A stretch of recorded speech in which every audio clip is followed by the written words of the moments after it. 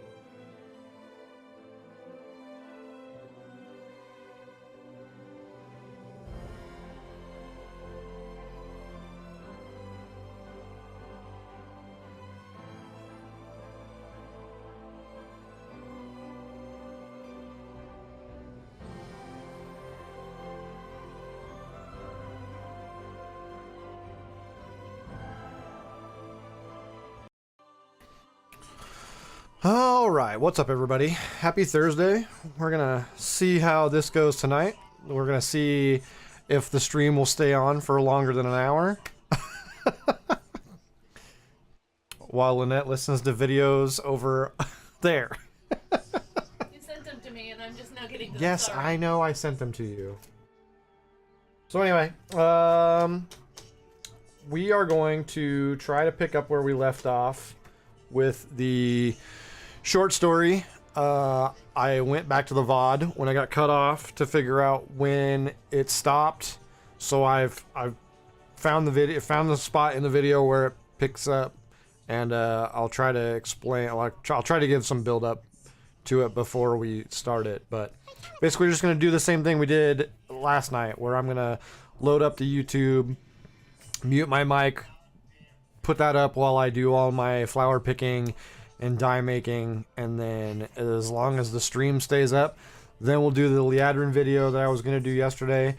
And if I'm done with all my flower picking and there's interest from a certain 8-year-old redhead, then maybe I'll bring him in here and he'll do some Madden gameplay, because he was asking me yesterday when he can play World of Warcraft, and then things hit the fan. So yeah, let's see, where are we at? Let me pull up the YouTube page here. We are 44 minutes into this hour and 11-minute short story. Basically what we have so far is that Zul'Jarra has been named the chieftain of the Amani clan, but some of the smaller tribes don't jive with that,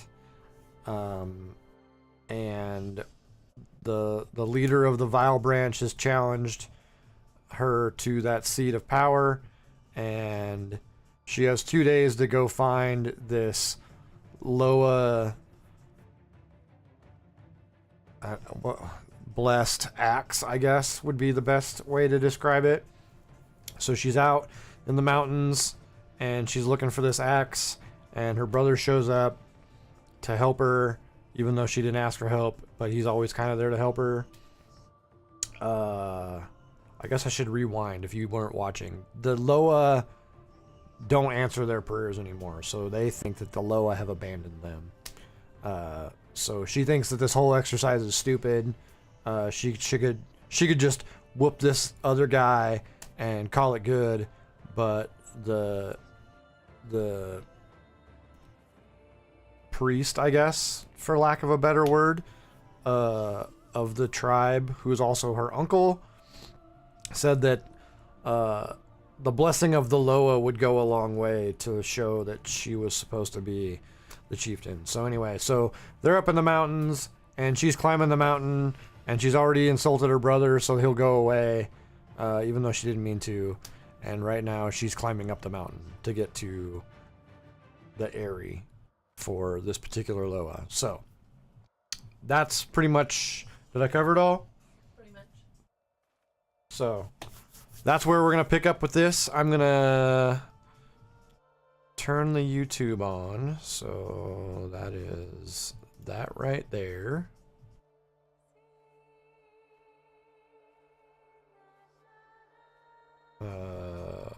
There we go. And we should have sound. I'm actually going to turn it up so you guys can hear it better. And that's it. Let me mute my mic and away you go.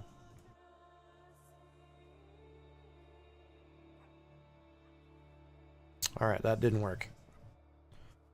So where's the sound for this?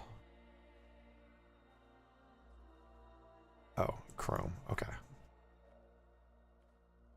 Mrgl kept her grounded. She had no idea how long she clung to the side of the mountain, but eventually she managed to heave herself onto the temple dais. She collapsed against the smooth stone, her arms trembling, her lungs on fire. The sun burned overhead, blindingly so, as if to encourage her to get a move on. Its position put the time at just a few hours past midday. She lifted a hand to shield her eyes from the judgmental light. "I'm going." Finding her feet on the precipice, she faced the temple. Years of abandon had left it crumbling in some places and discolored in others, but it evoked a sense of awe all the same. It was with a surprising amount of reverence that she climbed the stairs, bypassed the empty and broken altars on either side, now home to a number of eagle nests, and slipped into the cool shadow of the central tower. As she passed through the archway and into the main hall, she noticed the statues. 3 eagle heads, one on each wall. They peered down at her as if from on high, their empty eyes assessing, scrutinizing. She ignored them, instead taking in the rest of the space. Benches covered in tattered cloth, offering bowls left empty, some in pieces on the floor. It wasn't hard to envision this place in its prime, full of priests, speakers, and worshippers. The walls must have vibrated with their veneration. Sunlight poured through the slat above the entryway, and when a gust of wind stirred dust and ash from long burned-out pyres, the mixture thickened the air with a cloud of twinkling starlight. It was lovely and disgusting. Coughing, she covered her nose and mouth and squinted against the haze.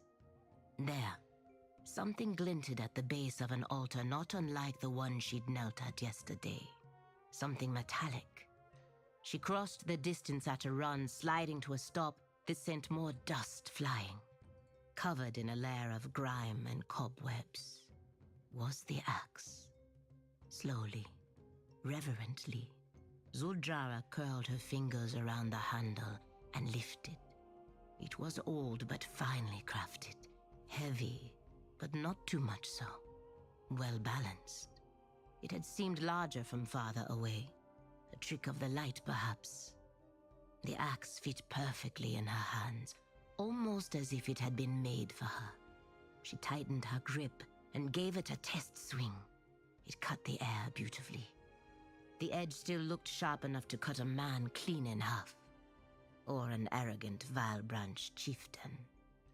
With her prize attained, she turned to go but paused when her gaze lit upon one of the 3 eagle heads, watching her. Zul'Jarra didn't put much stock in making offerings that always went ignored, but it felt wrong to take this without leaving anything in return. Besides, she had nothing to give except... Raising the axe on open palms, she bowed her head. "My uncle says you're still listening."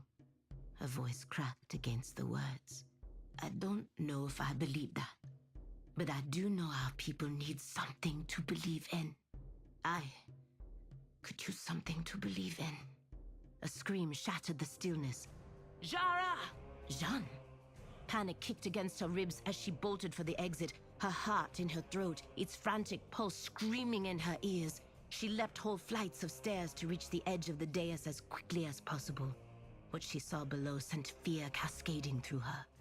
Zul'Jarra dove to one side just as a massive club slammed into the ground, sending a spray of dirt and rock into the air as if it were water.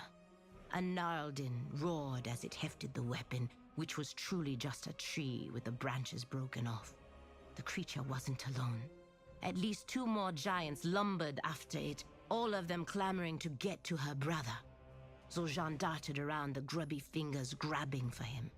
Zul'Jarra dropped down the handholds quickly. It was dangerous, foolish even. One wrong catch, and she'd be sent flying off the mountainside. She didn't care. She had to get to her brother. One of the creatures reached for Zul'Jarra, but he drove his daggers into its meaty hand before darting aside as it pounded the ground, howling in pain. He tried ducking between the legs of another, but it caught the hem of his cloak. The fabric tightened around Jean's throat, choking off his shout as the monster hurled him toward a tree.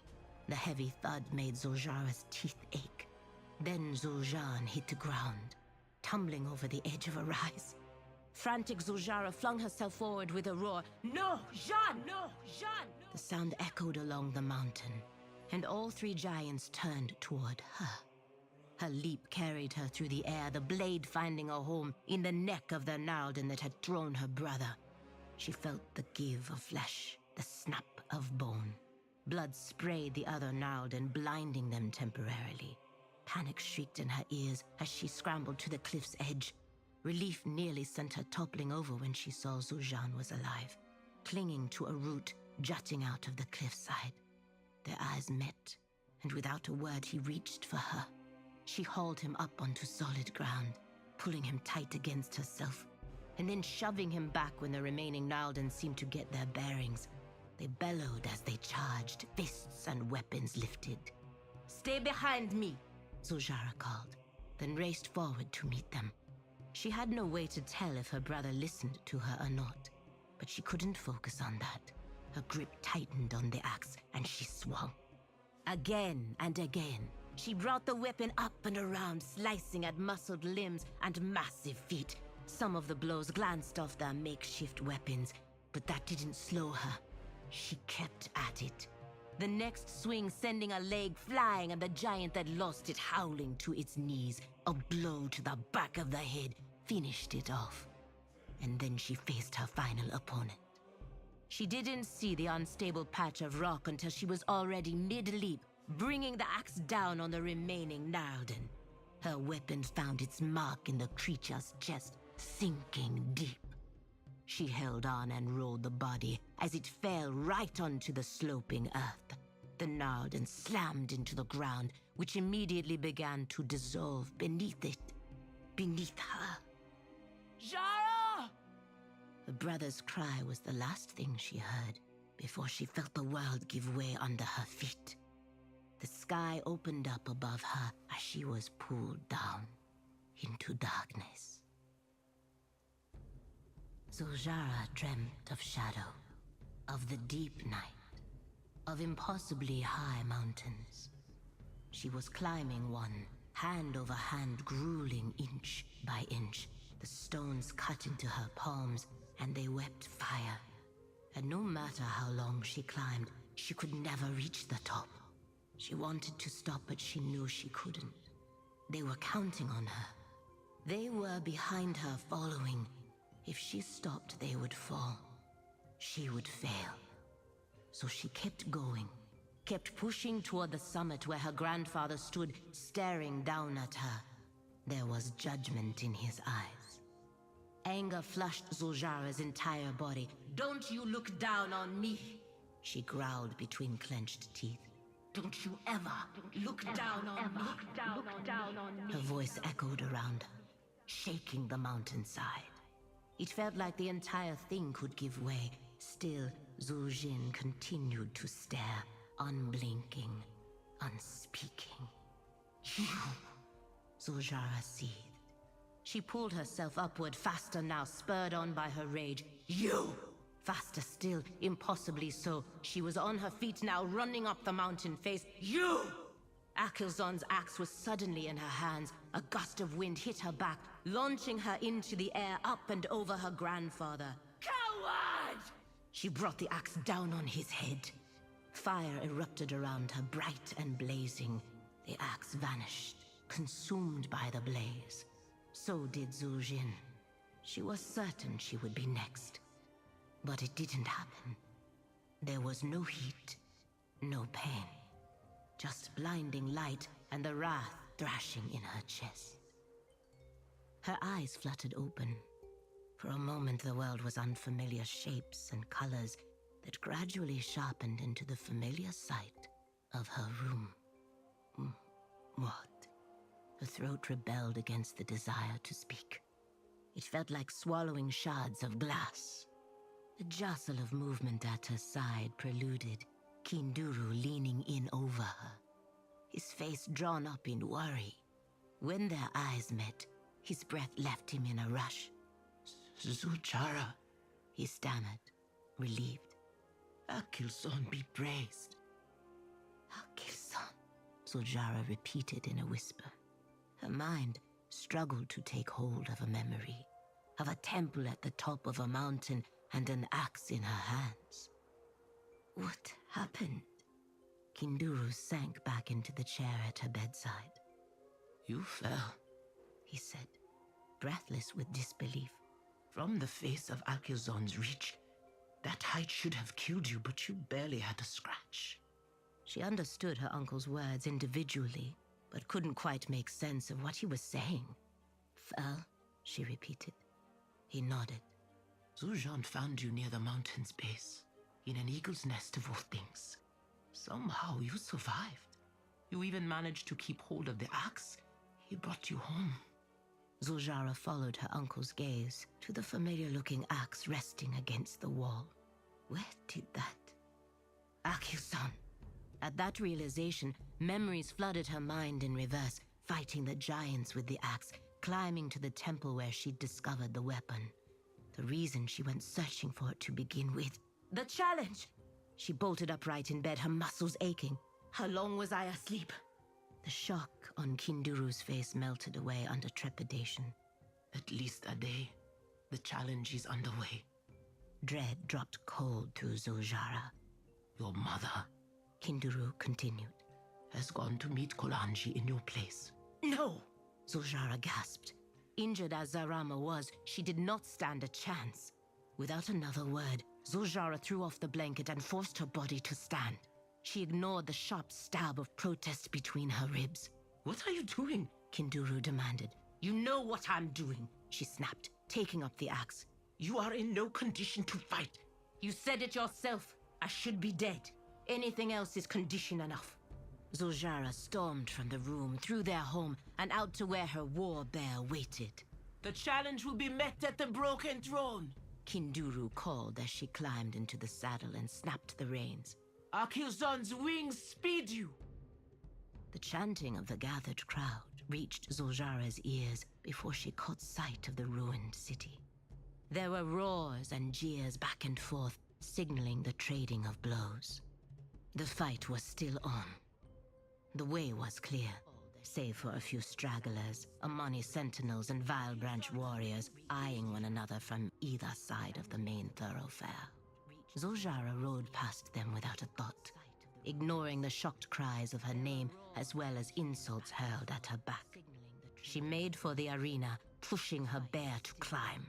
Faster, faster. At the crest, she leapt from the saddle and landed with a grunt. Pain rolled through her, but she kept going. The crowd was thick with spectators, their cheers punctuated by the ringing of clashing weapons. Move! She tried to scream, but her throat still burned, the word flaking away.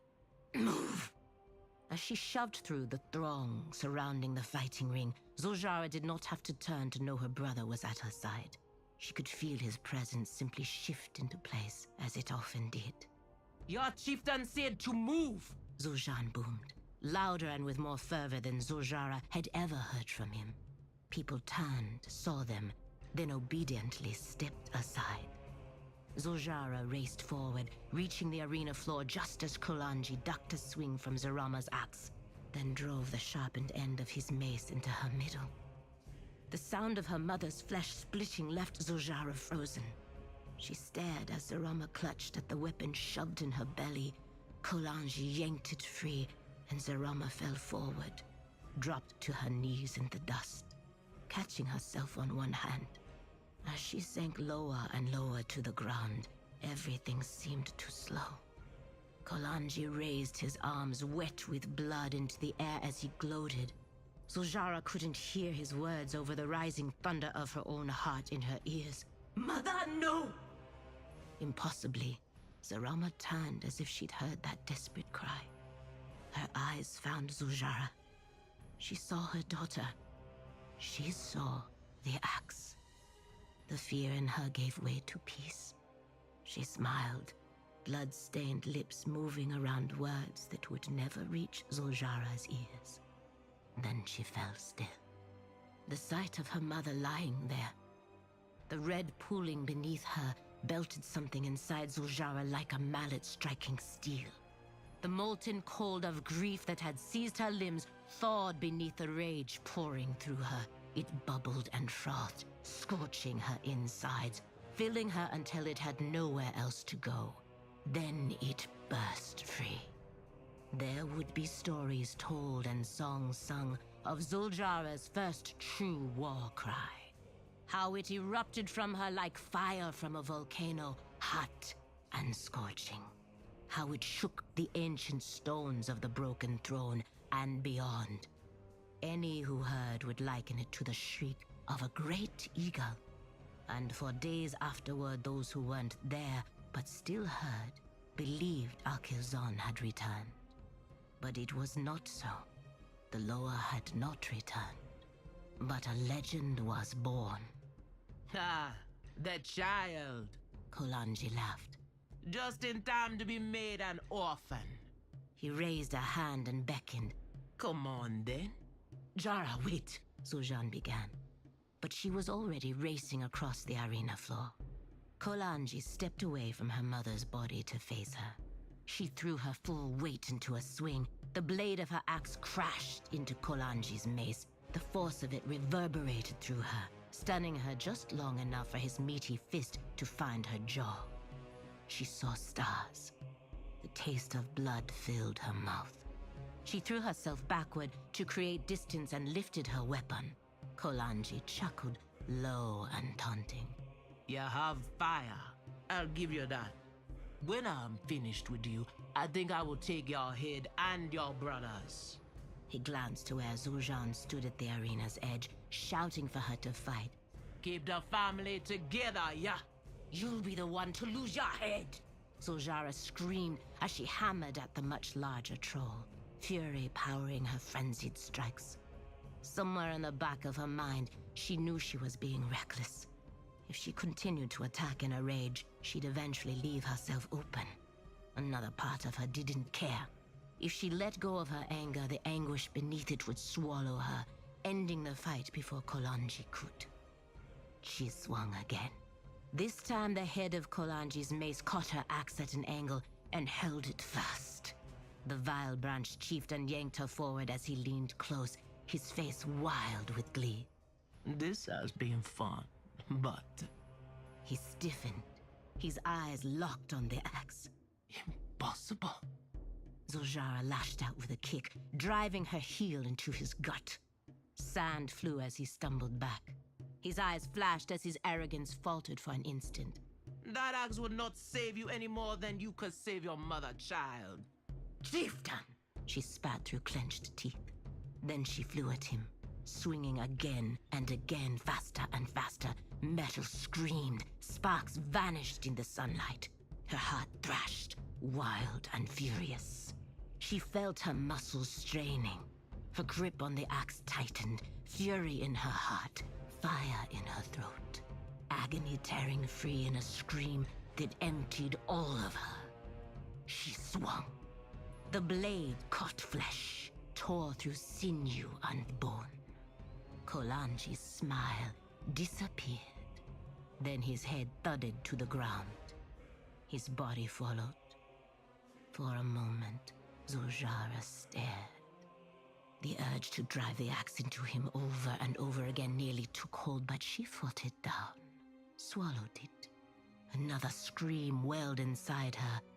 Instead, she turned to the now silent arena, her eyes scanning the faces of those who would call her enemy, friend, leader, her people.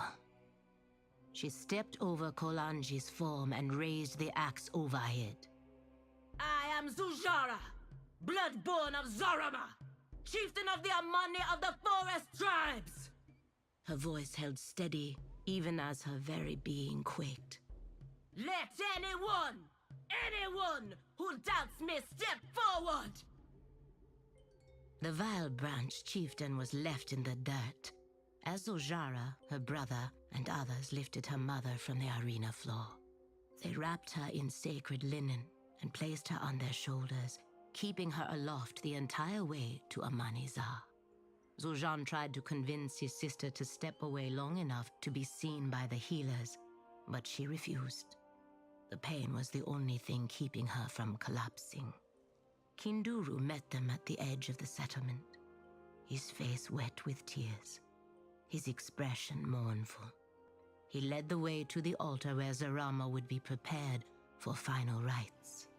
Everything after that was a blur, people coming and going, offering congratulations and condolences. Zul'Jarra remained at her mother's side, and Zul'Jan at hers. She held her brother as he sobbed.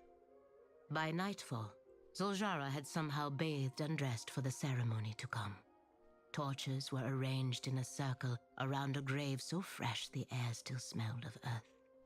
She stood silent, unmoving, as they put her mother in the ground. Afterward, she found herself centered in a ring of firelight as Kinduru addressed those gathered to pay their respects. People would talk about how beautifully he spoke of the fallen, but Zul'Jarra would never be able to recall the words. She'd never know if this upset her or not. The next day would find her seated in the great hall in her mother's place. One by one, the other leaders came, offering respect and tribute to the new chieftain. All but the Vile Branch, who had gathered their chieftain on his head and faded into the forests. Zul'Jarra accepted gifts, passing them on to her brother. The first of many apologies she would offer for her words beneath Akilzon's temple.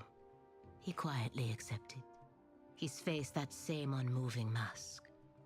That night there were no celebrations, no grand feasts, only the emptiness of loss. Finally, the conclave concluded, and Zul'Jarra was free to return to her quarters, the chieftain's quarters. With all the commotion of the funeral and the conclaves, she hadn't gotten the chance to do more than change her attire. But now, in the stillness of the aftermath, she stared at the trappings that had belonged to her mother, mixed with her own personal items. This wasn't right. She shouldn't be in here. This was her mother's place. These were her mother's things. She had no right. A weight had settled over Zul'Jarra at the arena and grown heavier with every step of the funeral procession. Heavier still with each commendation or commiseration, all of it driving home the truth that her mother was gone and she was to blame. More stones around her neck dragging her ever downward until she finally collapsed. At some point, Zul'Jan joined her in the dark. Rauji came as well, quiet in her companionship. Eventually, Zul'Jarra managed words enough to request to be left alone. The night stretched on until there was a knock at the door. Zul'Jarra didn't answer. It opened anyway. Kinduru entered carrying something. Her mother's axe. It's yours now, The speaker murmured, his voice thick with emotion. He set it on the mantel where Zarama often kept it. What happened isn't your fault, Jarra. Kinduru began. A low growl rose from her chest. She didn't want to talk about this. The speaker must have sensed as much, because he hesitated before clearing his throat and continuing. Zarama knew the risks and went anyway. She offered herself up in your place as any mother would. Tears welled instantly. They followed the tracks already staining her face, a cruel imitation of the lines her mother had painted just days before. You carry so much. Kinduru knelt and leaned in to gently press his brow to hers. She wouldn't want you to carry this too. Zul'Jarra threw her arms around her uncle and wailed. They're both gone! I know. He held on tight as her body shook and heaved. Her fists battered his shoulders and back. How could they leave me? Let it out, Jarra. His voice cracked around his own shuddering breaths. Let it out. He let her cry and curse and spit and fight, all without letting her go. When the storm inside her ebbed, Kinduru helped her to her feet and embraced her one last time. There was still much to do, and already talk of Vile Branch discontent. The speaker turned to go, but paused when Zul'Jarra called to him. Uncle! Her eyes went to Akilzon's axe where it lay after she'd discarded it upon returning from the arena. Kolanji's blood still darkened the blade's edge. Remove that thing from my sight! Kinduru's brow furrowed. Are you sure? Maybe if we put it No. That frown deepened. After you worked so hard to earn Akuzon's blessing, you would discard it. Blessing. Zul'Jarra heard herself laugh. It rang hollow. That thing is a curse. I don't want it anywhere near me. But the lower... I prayed to Akuzon at the temple. Fury crawled up her throat and beat against the back of her teeth. And what did the Loa do for me, huh? Sent me to watch my mother's death. Arrived too late to save her. The Loa were not there for me, for us. My mother was. And so it is her axe I will wield as chieftain. She trembled with rage, but somehow her words remained steady. Take it away. Kinduru bowed low. As you wish, my chieftain. I trust I'll see you in World of Warcraft midnight. Remember, the Armani need no one.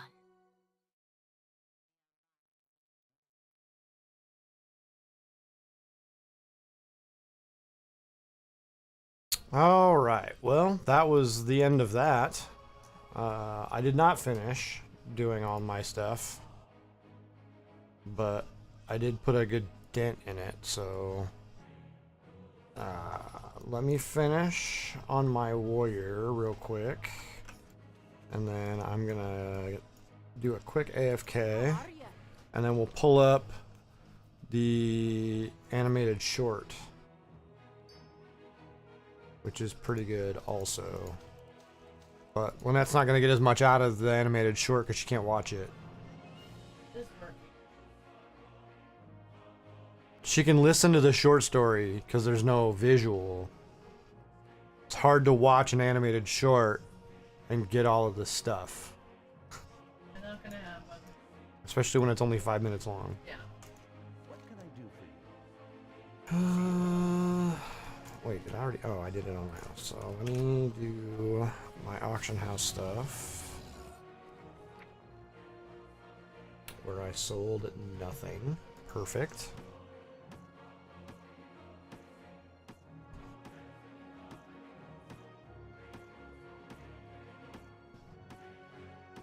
Well, the good news is the stream is still up. By this time yesterday, the stream had stopped working, so progress, I guess.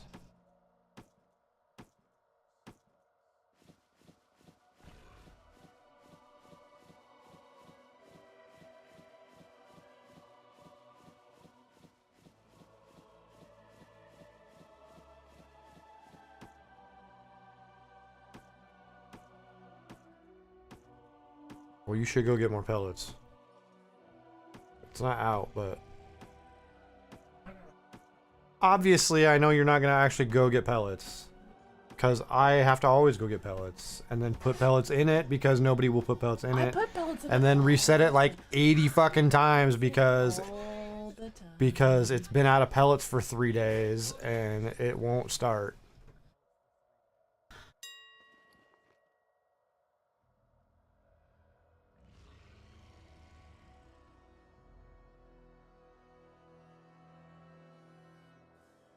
It's fine. I know how the game is played.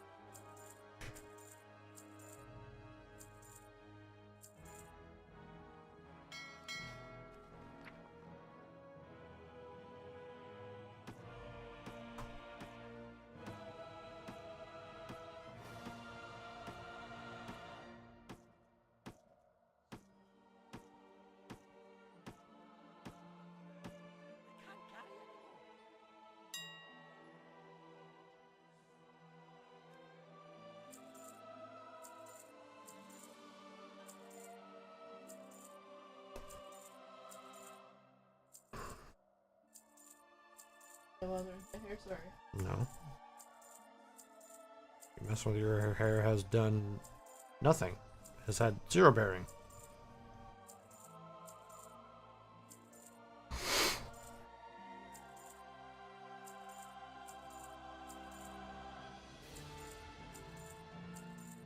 That big sigh. No, you did not. I got a follow right after I went live, but nothing popped up. So thanks to whoever followed me. I'm sure you're not there anymore. Because that is how Twitch works.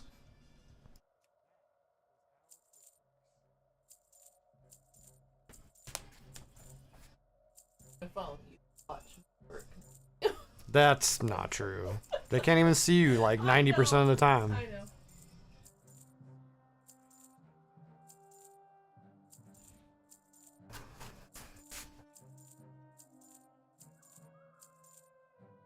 Oh.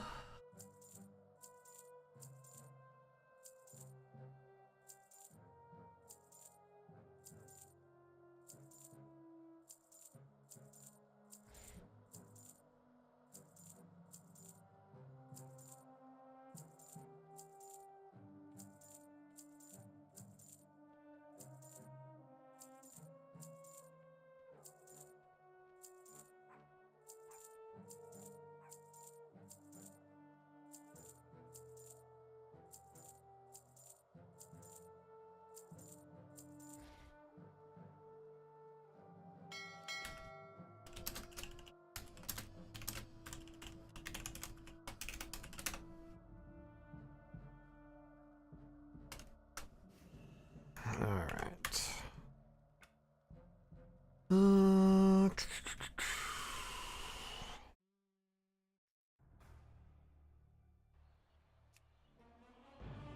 Alright, let me take a quick break. I'm gonna go get pellets and start the fire, and then I'll be back.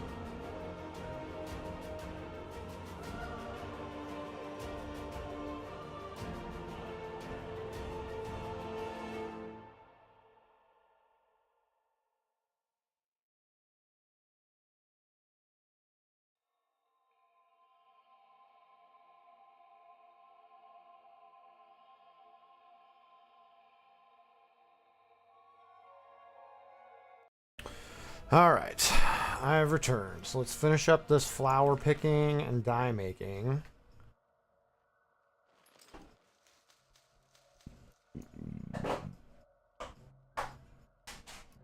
Why did Chrome just close? That's interesting.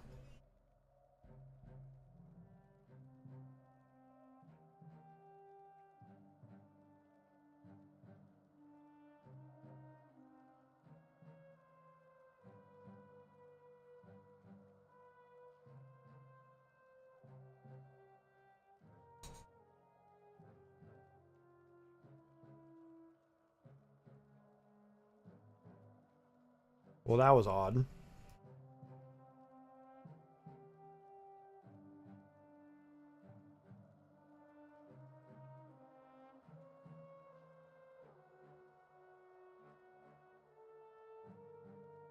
Let me check to make sure that...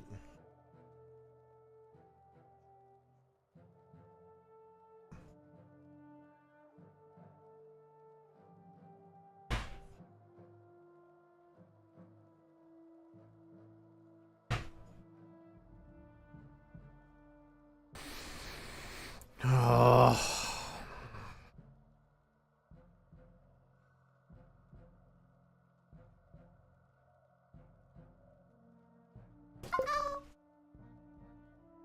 I'm a flower, huh?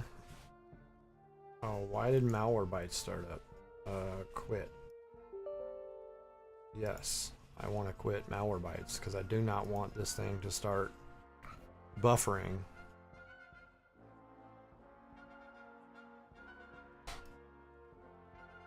There we go. Okay.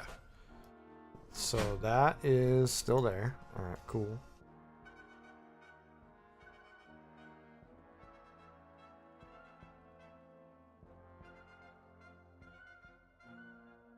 Oh, Chrome had an update. That's why it restarted.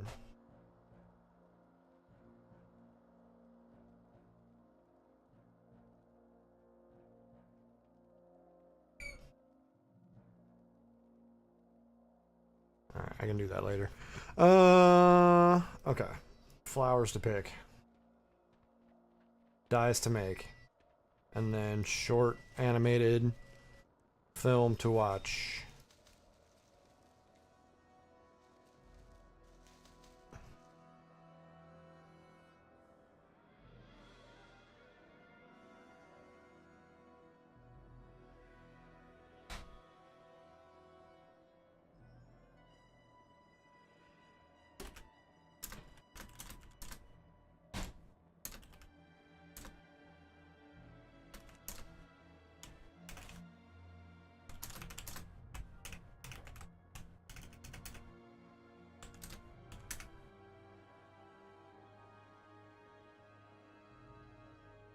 I answered you, Shogun. Obviously, if you have it open. Yeah, the raid portal for Mrgl is not in the tree on the world map. It's on the island before the tree on the world map because the tree didn't used to be there.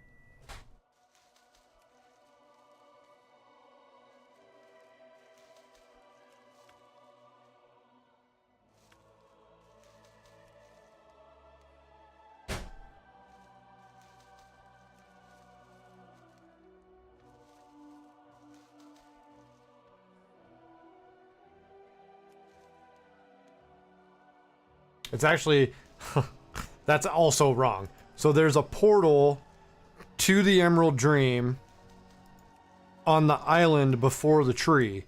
The raid portal is in the Emerald Dream.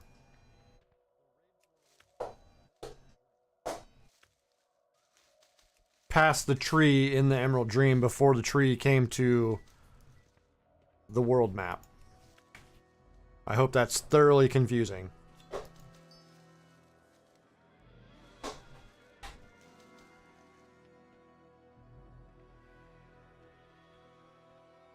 Need something?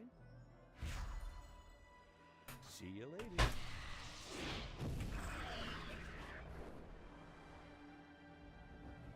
Oh, thanks, babe. Taco potatoes.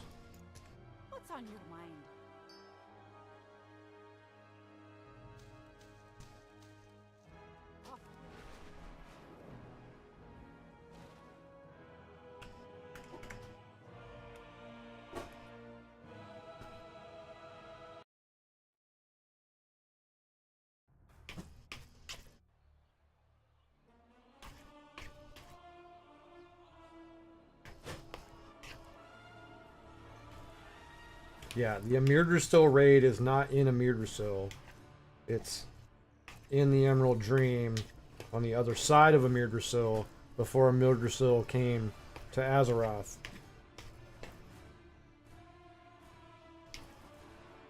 In the temple,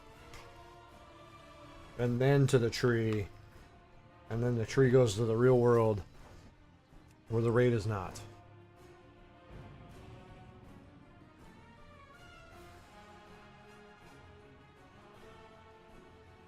That potato is hot.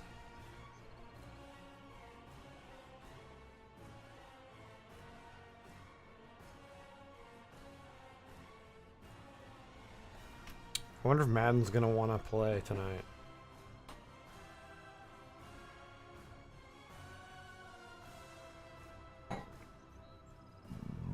Narib streaming. I wonder what Narib is streaming.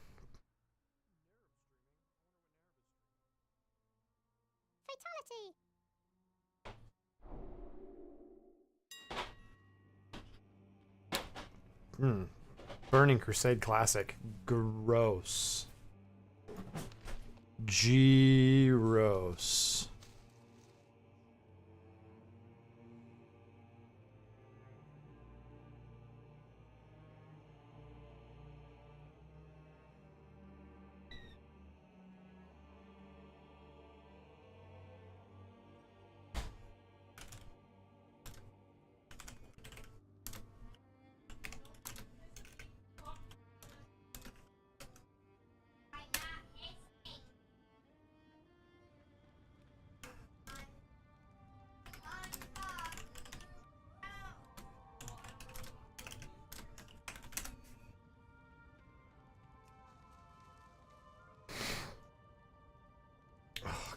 Two characters I have won't auto loot for some reason. And they're both blood elves. Wonder if that has something to do with it. Probably not.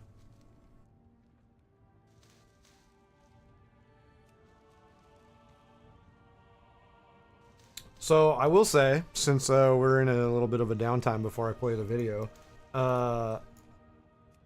that story was really good. It makes me really like the trolls more. I know that, well, one, normally I read those. There was a PDF that was released and I would read those, but I don't feel comfortable doing the troll accent. It's like super racist to me to do that, so I'll let the professional do that.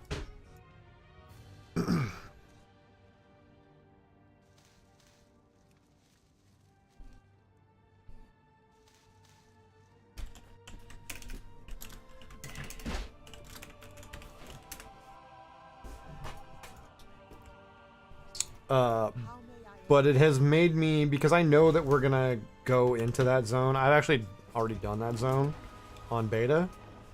I'm not gonna give it away, but we go in there and help her.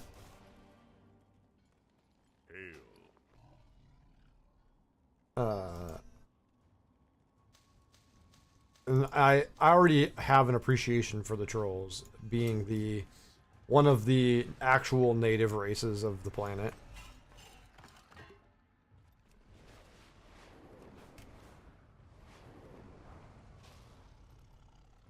Oh, that's not what I wanted to do.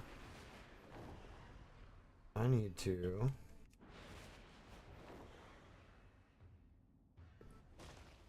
go make my The wise brewmaster pigments. recognizes the importance of taking a drink. And the importance of stopping before the drink takes the brew. Oh, you'll like this.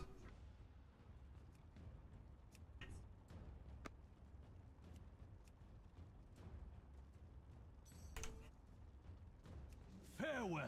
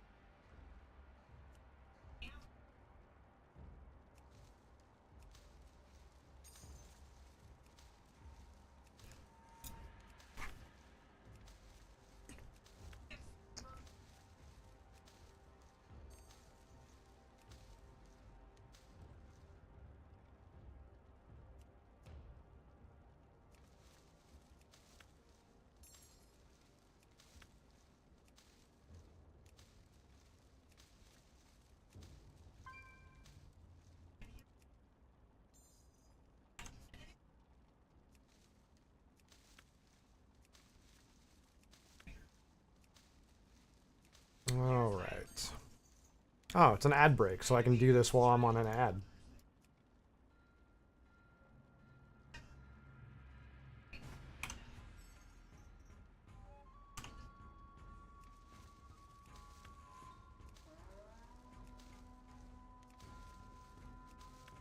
Tomorrow, I don't think. Oh my god.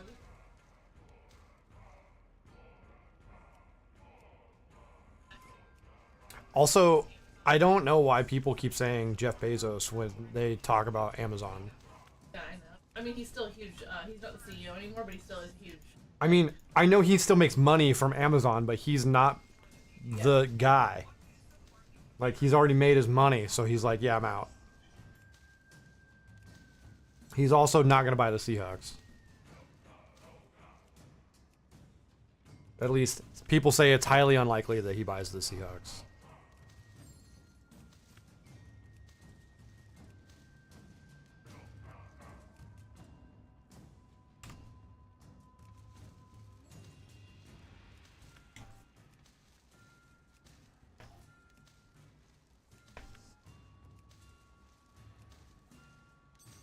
Although somebody did text into the radio today and said that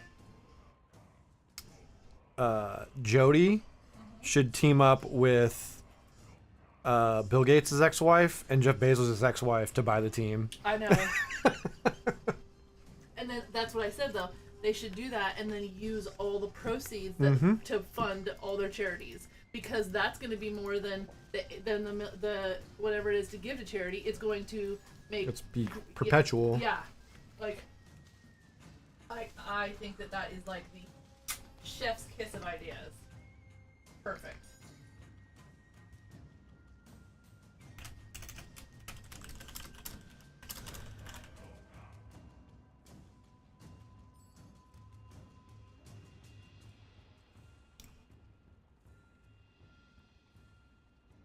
Alright. Alright, I'm done harassing Soul Rain Navy.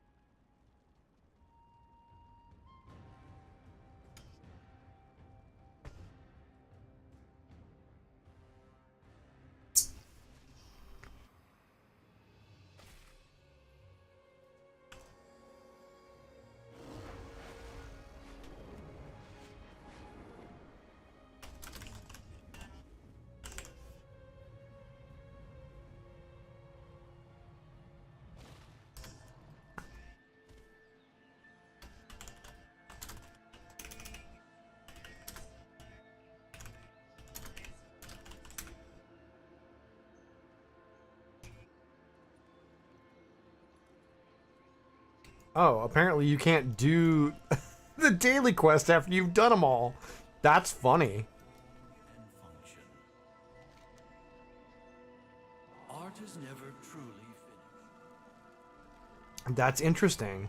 Once you have done all 50 of the treasure hunts on the island, you can't do them anymore. You're done.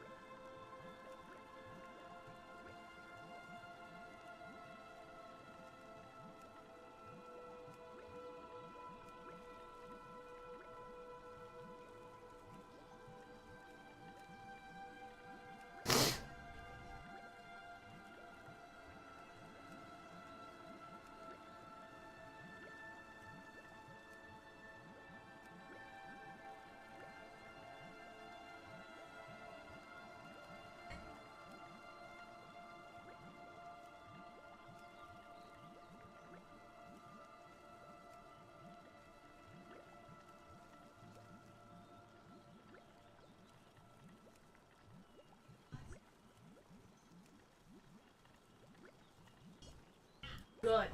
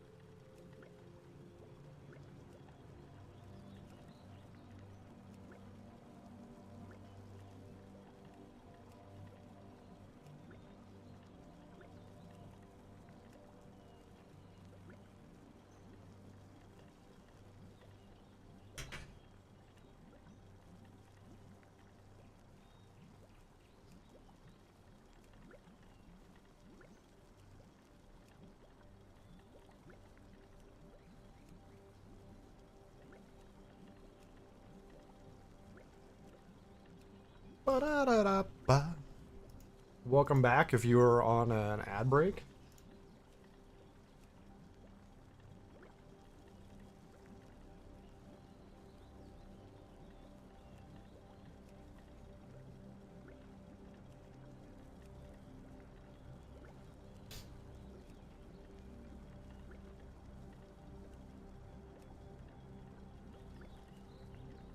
I'm almost done with this, I promise. Then we can watch the video, and then I'll see what Madden's doing, if he's even interested.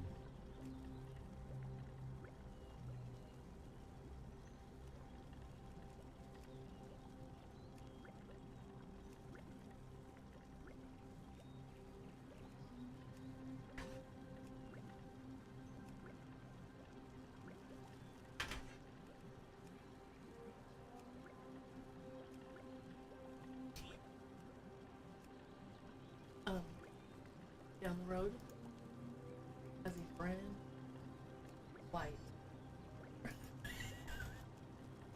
Kia Forester? Yep. No, Kia. Sorry, Subaru Forester. Came home the brand new white Subaru Forester. I was like, sorry, there was just a Kia commercial on my phone. I was like, that's hilarious. I wonder what the date on his license is.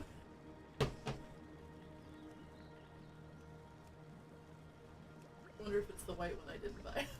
Probably not.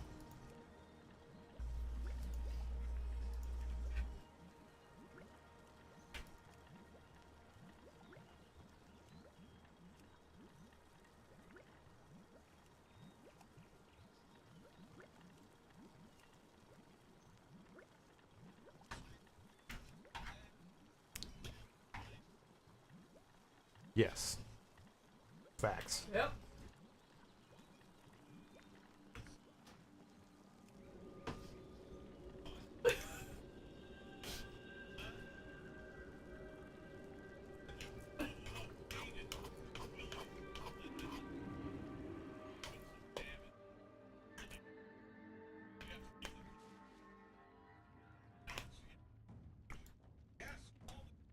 Greetings.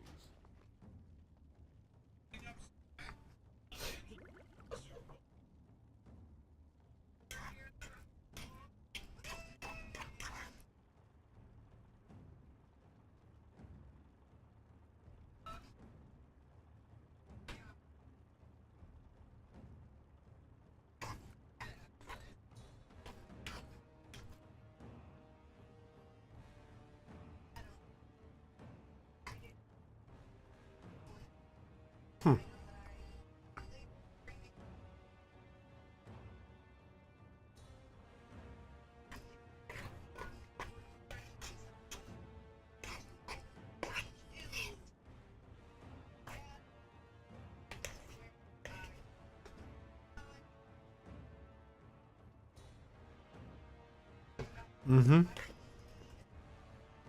Ancestors watch over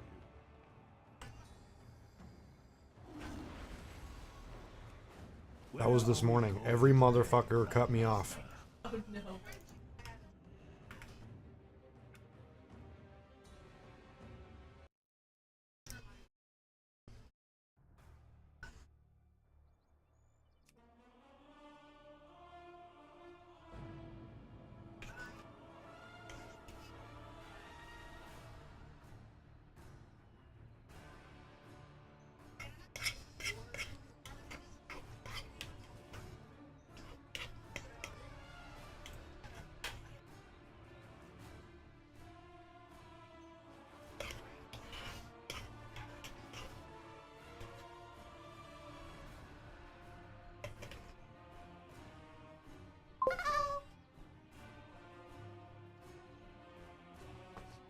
I did not deserve it. You shut your mouth.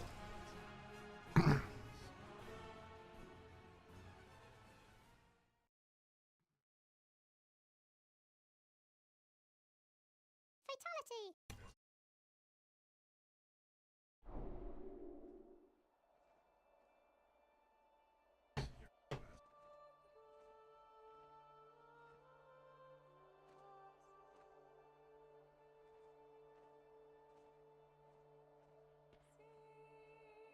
Welcome.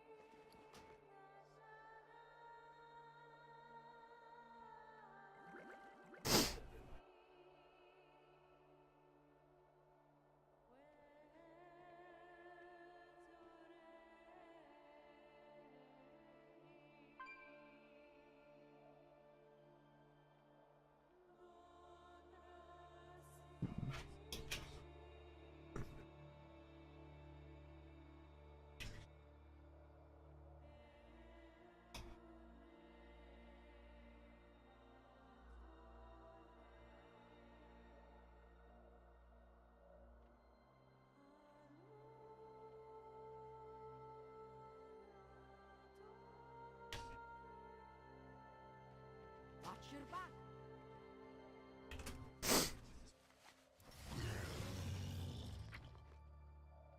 Oh my god, I made 15K yesterday?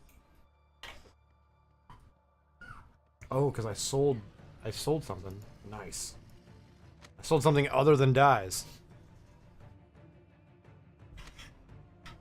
I sold a pattern for 12K. Nice.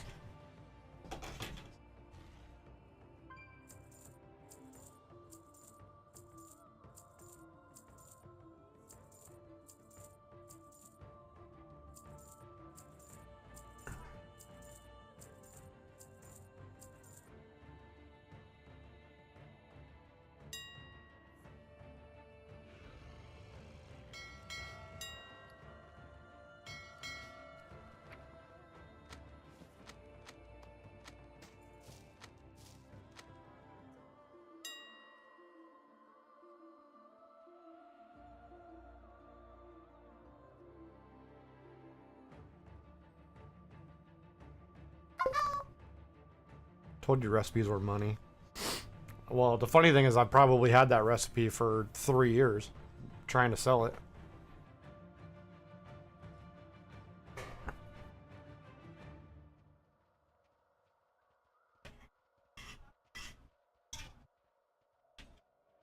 Uh-oh.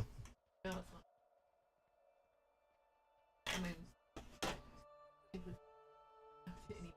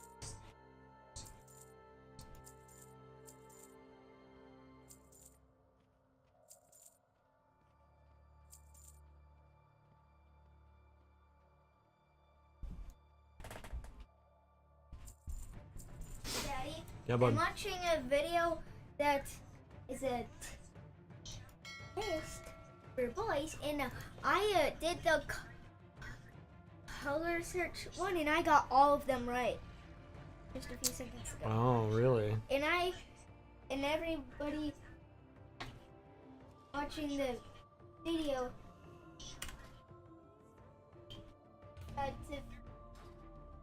had to find at least 5 to do a good job, and I got all of them right. Nice.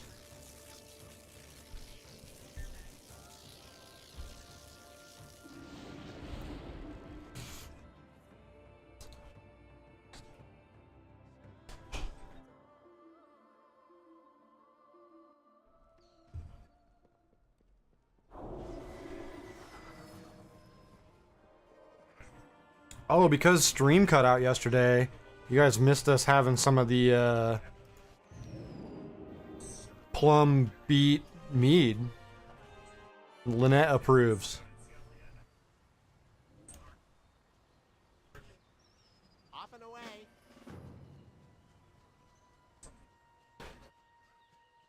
What wisdom do you seek?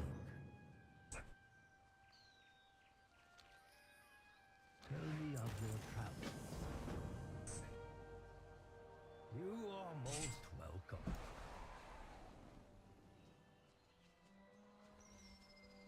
Oh my god, there's a new option on the button where coffee and waffles. Hey! Stuffed waffles. Waffle sandwich.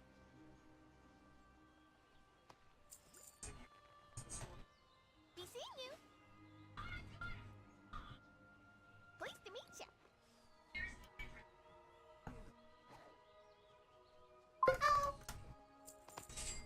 Is that why I missed your stream? Yeah, so while I was streaming the short story, about 45 minutes into the short story and an hour into the stream, like all my streams just cut out completely.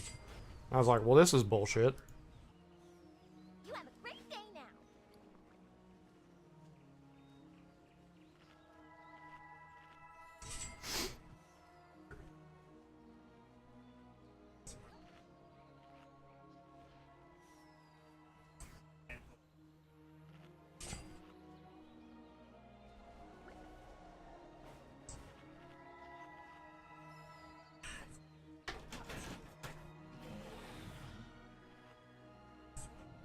Haste is increased by 2%. Okay. So yeah, so that's why I started the stream listening to the rest of the story, which was like 36 minutes, I think.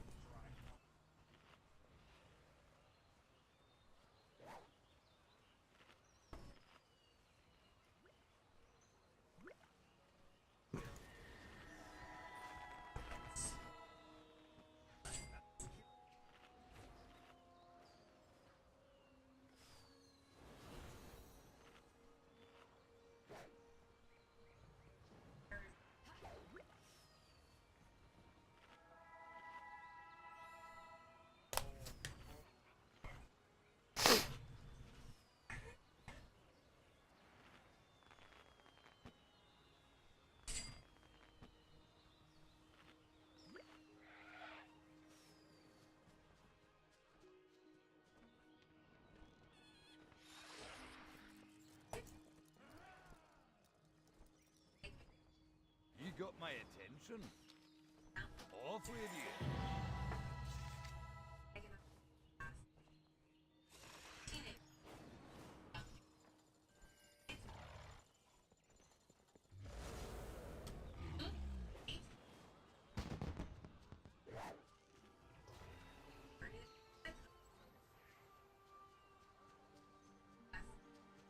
You have the eyes of one who has traveled.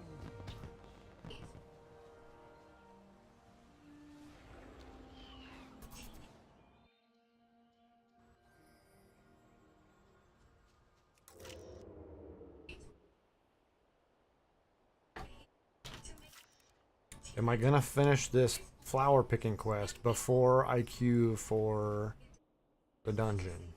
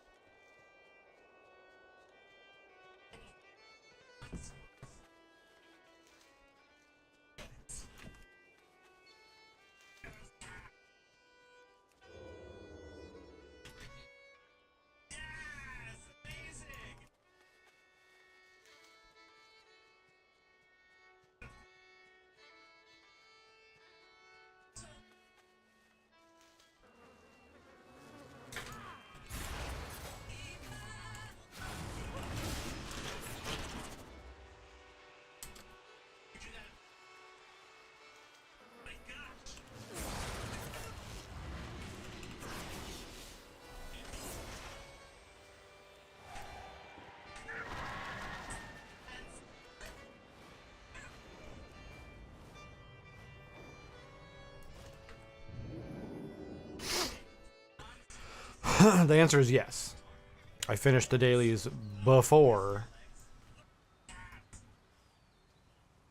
the queue popped. Daylight's burning.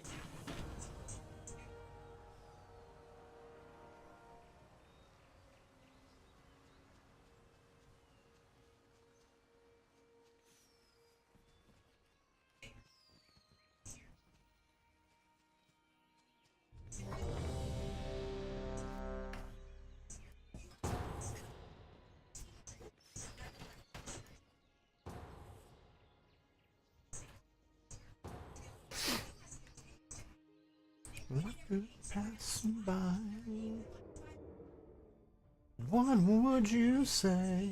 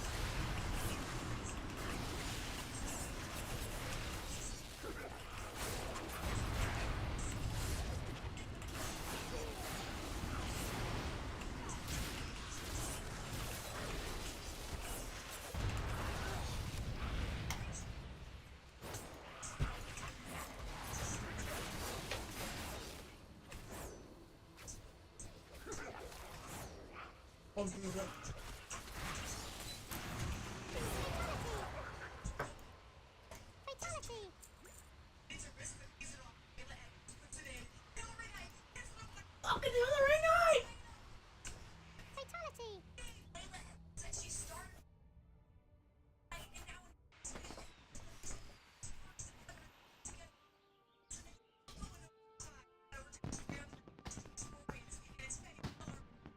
The cat wants in.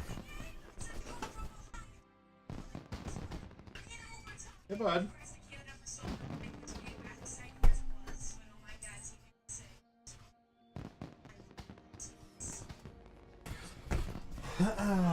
Hi, Ace.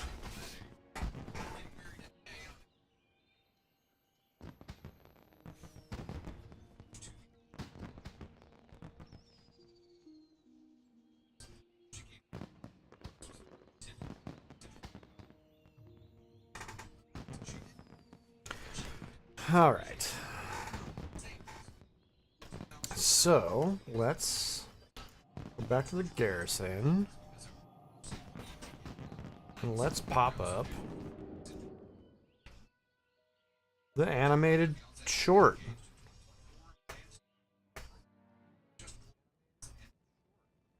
So this is called Liadrin. All that is sacred.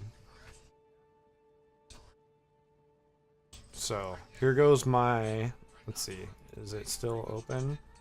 Yeah, Chrome's still open. Okay, so there goes my mic.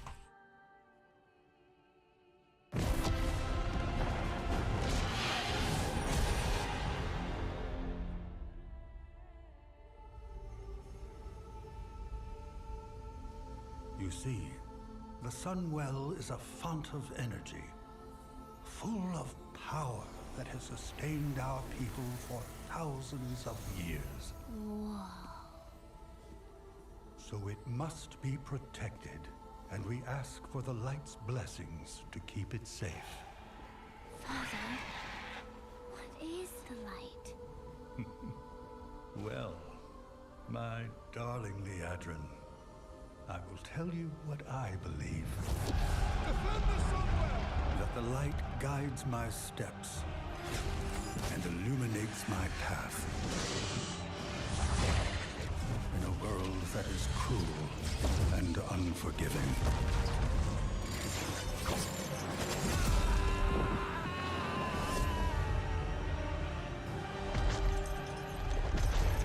And when the light flows through me, when I am one with all that is sacred, I know that darkness can never prevail.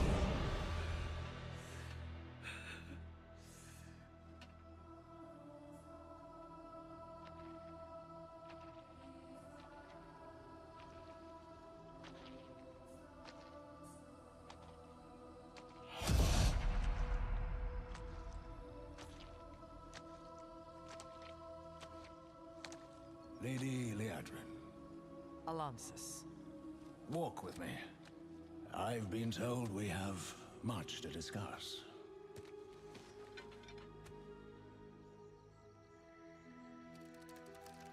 War is coming. The armies of the Void will strike soon, and we have reason to believe that it will be at Silvermoon. I need you to send word to the priests, so we can— Before you were a paladin, you were a priest once, yes? No, no, no. Light flow through me. Grant me your grace. Hear me, please! Why would you ask that? Many of the paladins I anointed in life started as priests, trying to find meaning after the war they had just lost. Some sought retribution for all the suffering they had endured. Others tried to bury their pain beneath armor. But it was those who did not find peace in the light who became the most dangerous. We have a war to prepare for, Alonsus. And we will be fighting this war together, Liadrin. So I need you to ask yourself why the mere sight of me and you grasping your sword.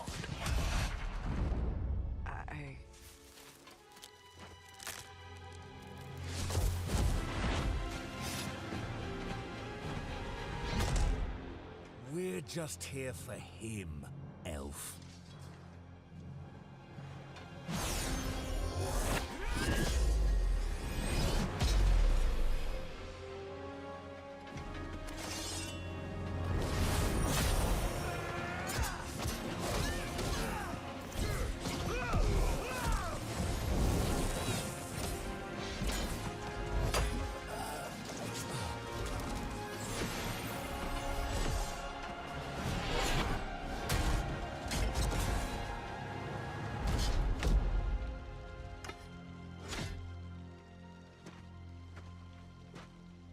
I'm sorry, Alonsus.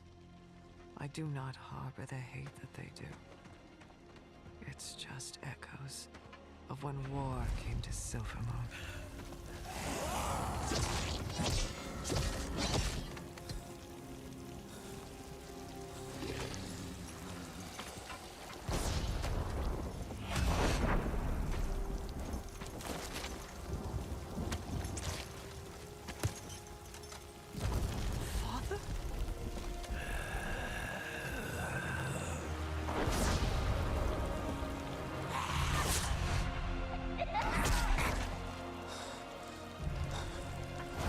Darkness can never prevail.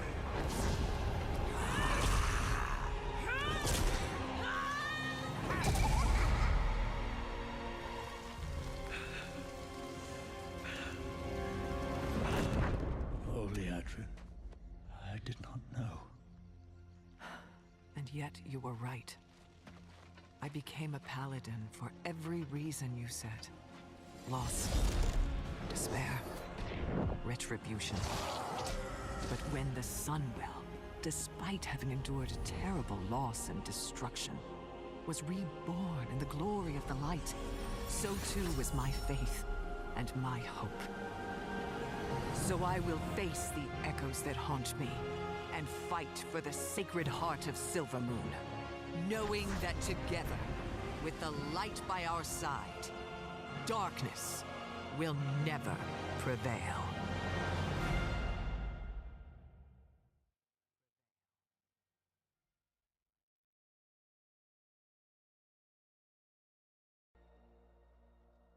All right, well, that was it. That was the short story. That was the short animate. The animated short. God, words, I'm telling you, man. So yeah, that was interesting. My favorite part of that was the actual paladin abilities firing off as she's fighting. I thought that was really good.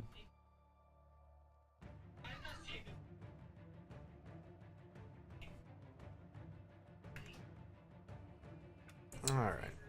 I'm going to check one thing on one of my druids. And then I'm going to check with Madden to see if he's interested.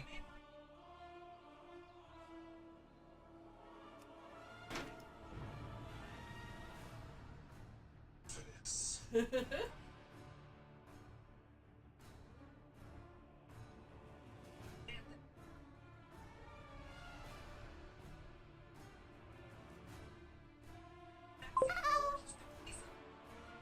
bell darkness shall always prevail.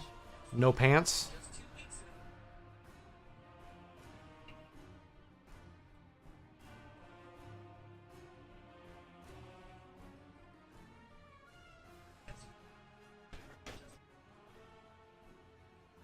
Fatality.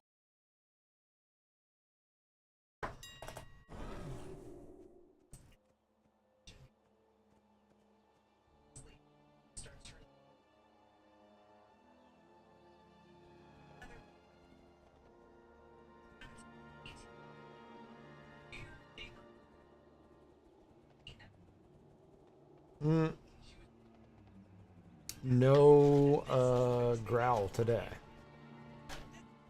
I don't think. I don't really understand how the growl thing works.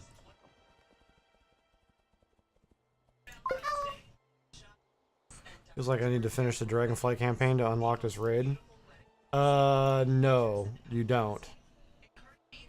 Just fly over the thing. You can literally just fly over the top of the shield.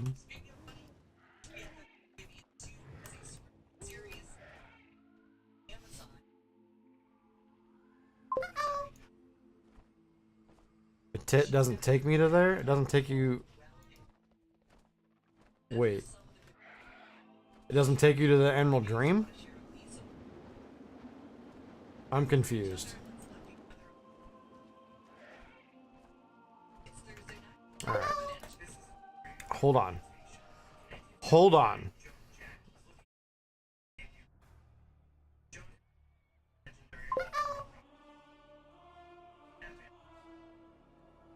You don't go to the tree.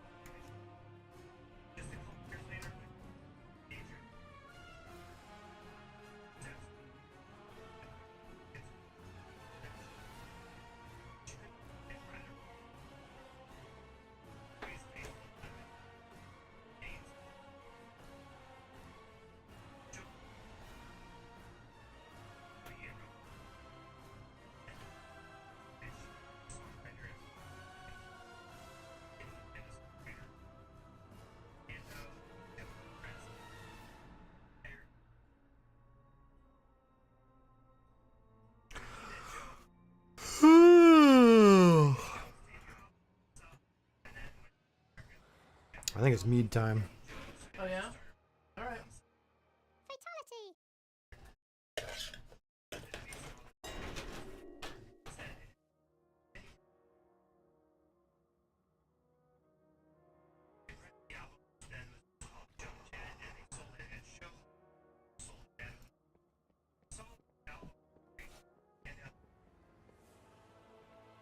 I require a target.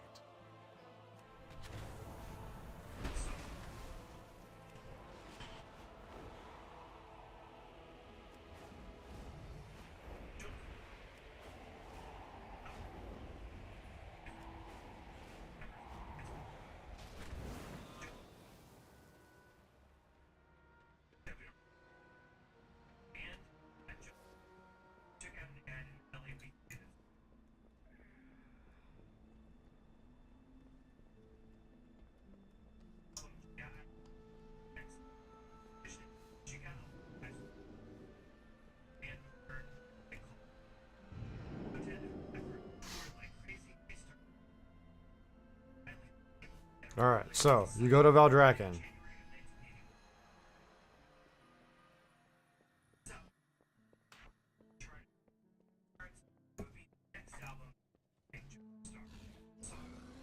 And then I need to target something first.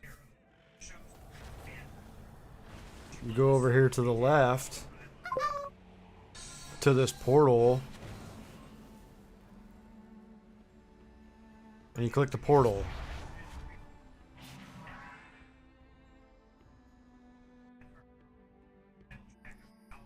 Now, it looks like you're at the tree, which technically you are, but you're not.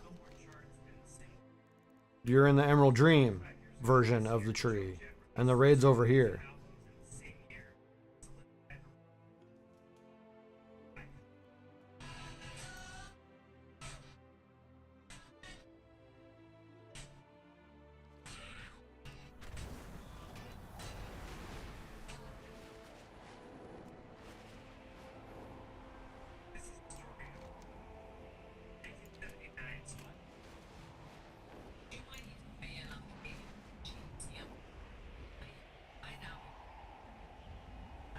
Yes.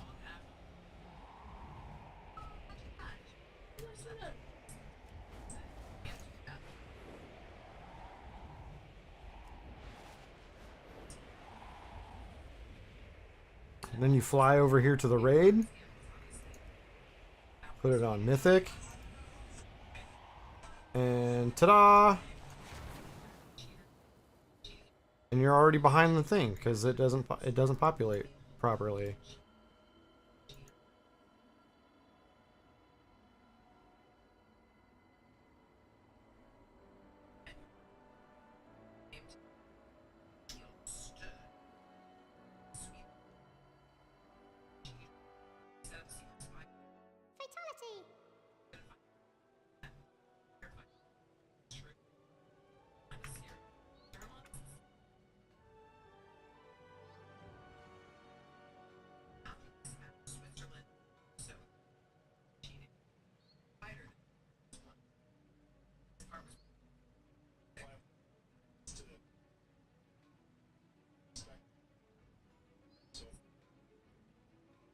Oh wow.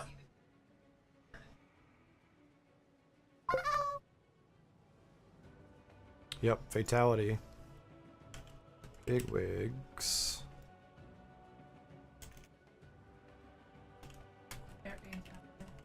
Dragonflight. Who? Who?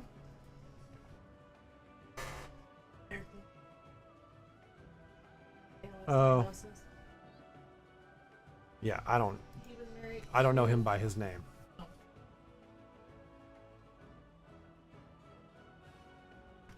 They're divorced now. Well, it doesn't matter if he died. Rebecca Gayhart. And she, but when he got his diagnosis, they co-parented really well and were really.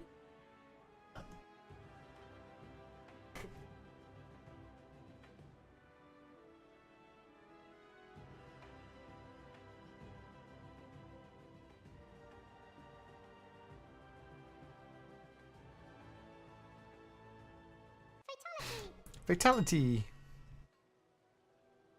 Alright. And then you're in the raid.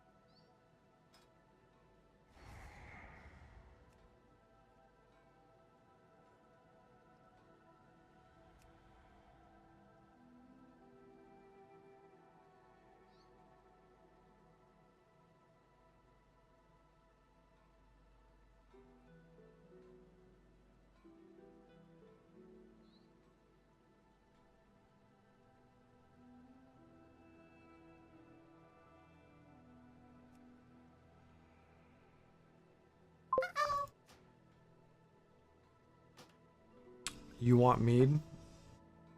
Noted. Who wants me? Shogun. It's very good mead. I would want some if I were you also.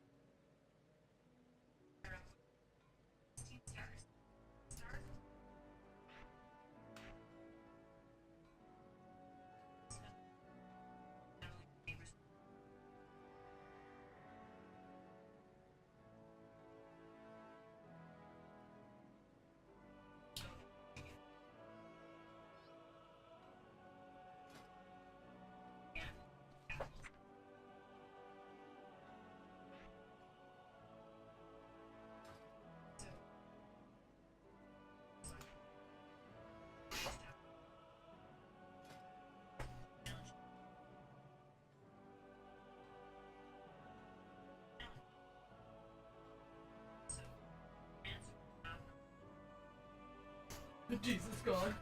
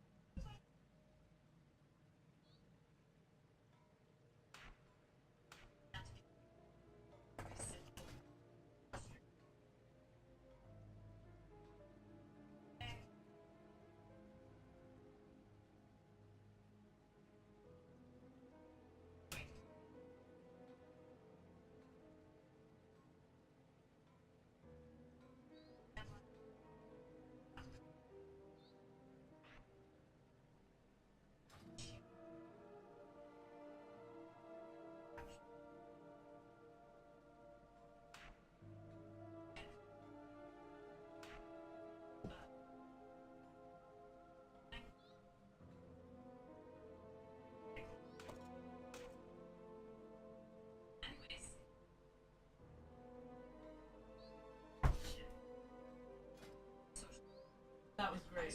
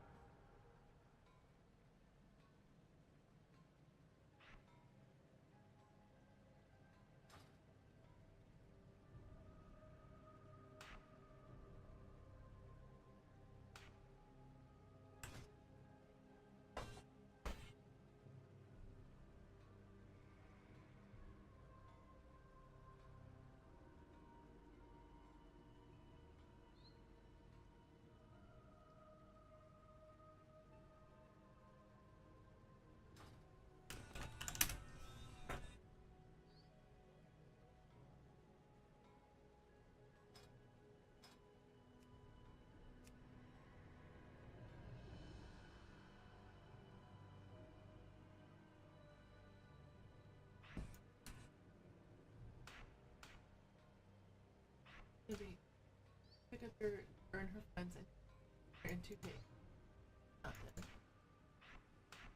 And they're doing the cul-de-sac. And Jared Leto posted it.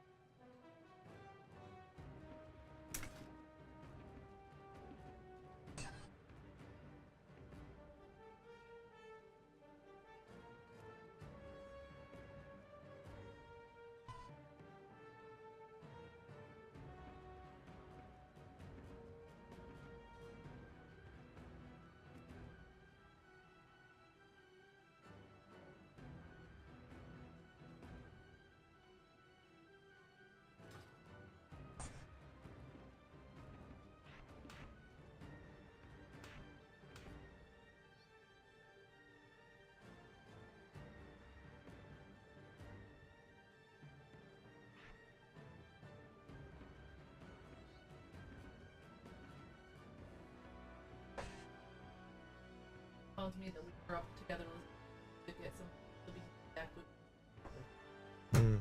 Yes.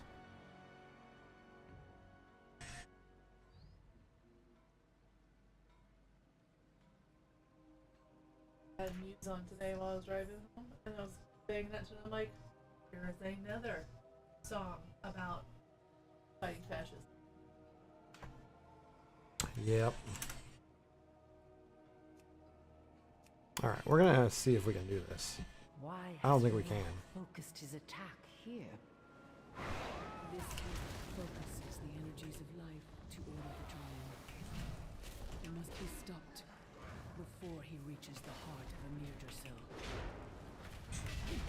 Rock's trail of destruction makes it all the easier to follow him.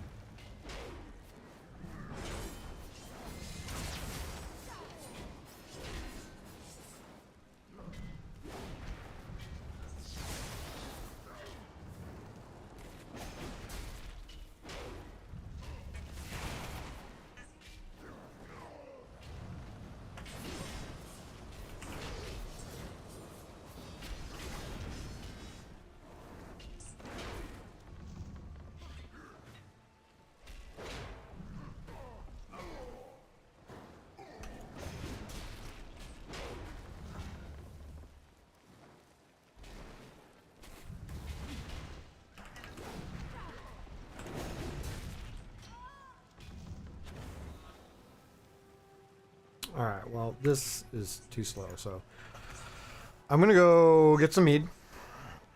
And then I'm gonna check on Madden to see if he's interested in playing some WoW on stream. So I will be back in a couple minutes.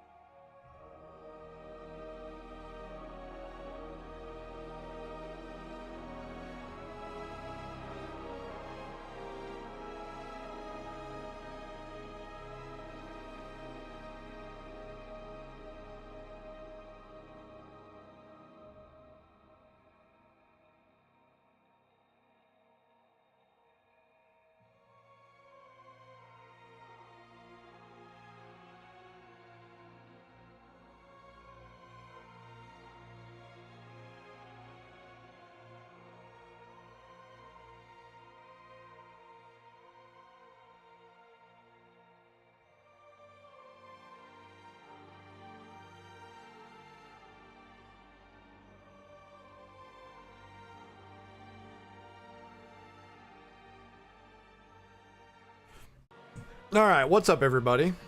Say hi. Hi. So, what do you want to do? Which character? Yep.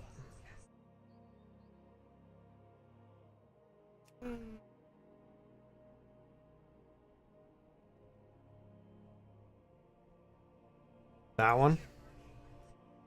Okay, so first of all, which campsite do you want? There. That one?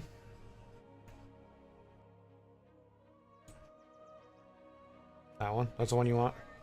Okay.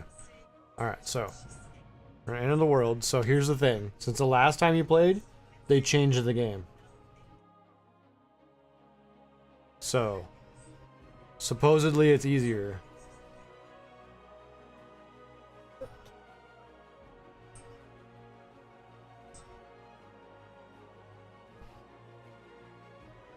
So the first thing we're gonna have to do is we're gonna have to fix your buttons.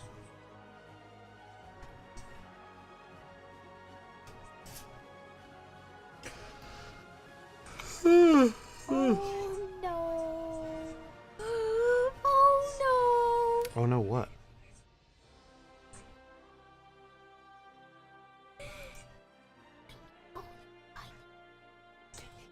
What? Game. There was the beat. They supposedly made it easier. Fatality. But in making it easier, they've completely changed how everything works. Okay, so here you are. Alright, so here's what I know. I know this is 1, this is 2, this is 3, this is 4, this is 5, this is E, this is T, this is F, this goes down here, rallying cry is C4, demoralizing shout is C5, shockwave is C6,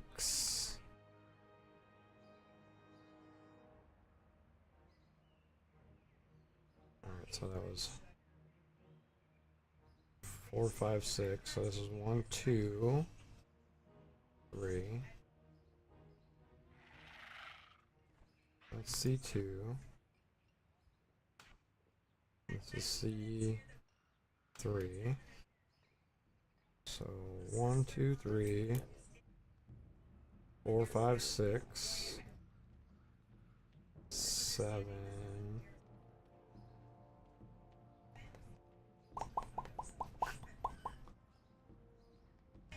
8, 9.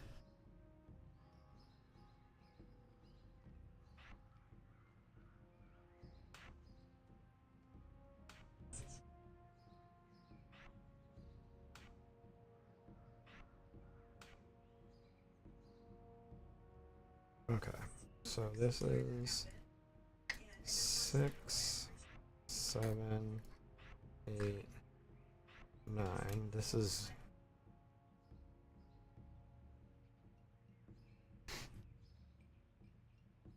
okay, so this was C7. Just here.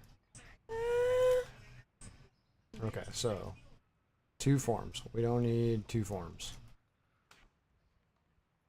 We don't need that. We don't need that.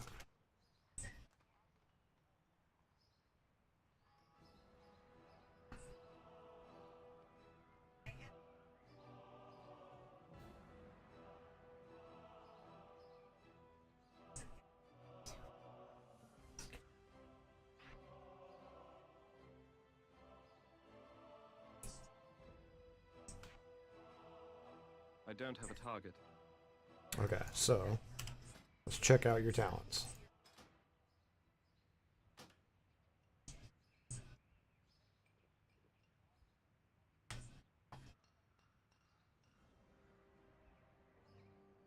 Is it Matt? So what, magnet? This is acting like a magnet right now.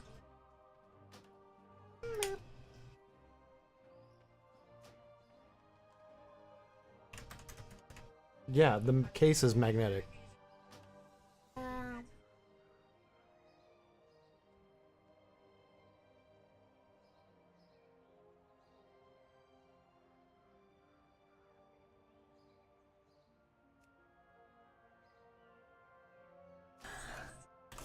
Why are you all yawning?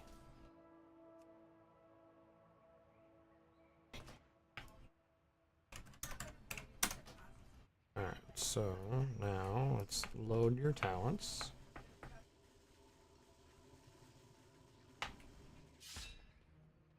And that added a bunch of new stuff.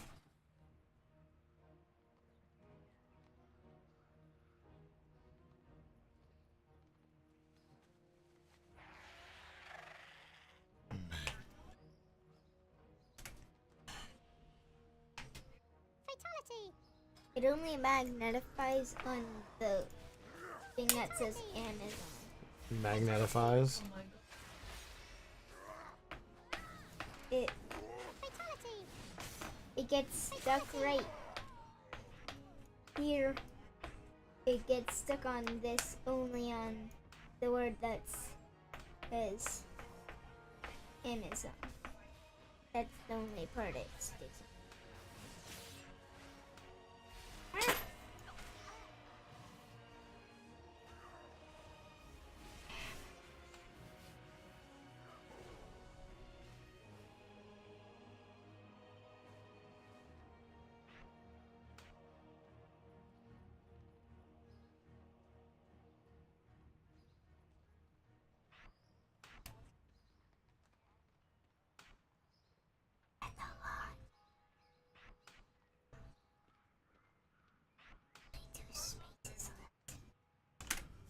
Yeah, but I know what goes.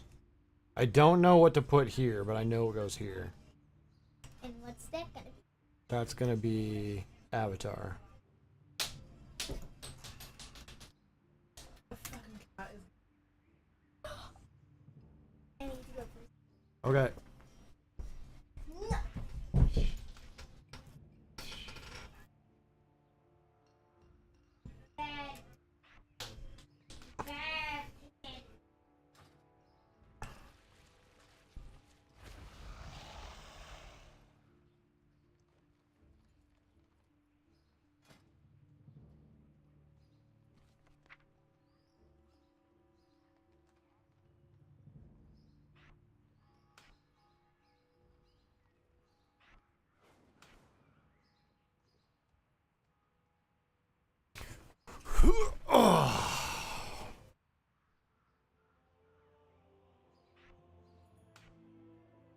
Forbidden technique. Activate. Dark blue flame dragon. Okay, so Dark that is forbidden not what I wanted. form. Dark blue flame dragon. Ranger. Okay, let's see.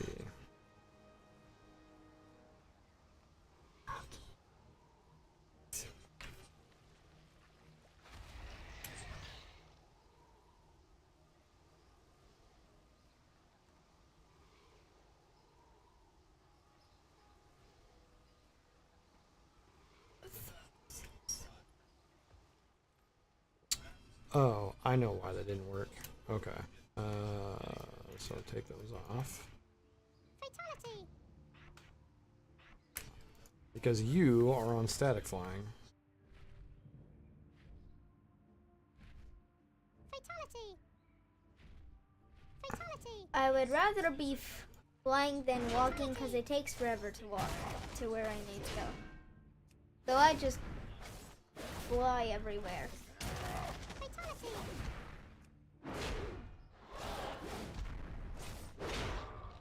That's all I do when I need to. Alright, so what do you want to do now? We're all fixed up here. I want to do everything until I get to something that involves destroying monsters, because I want to destroy monsters.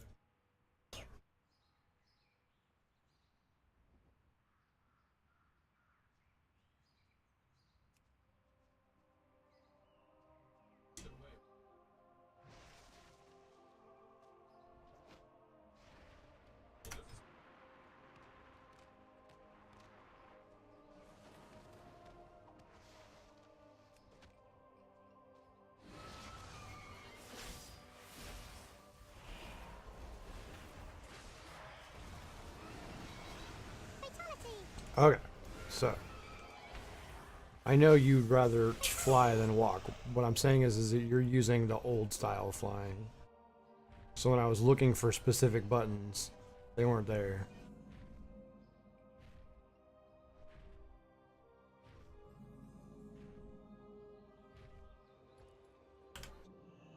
Okay, so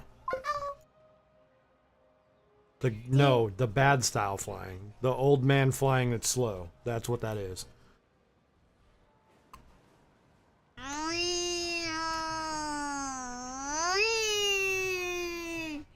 Okay, so okay.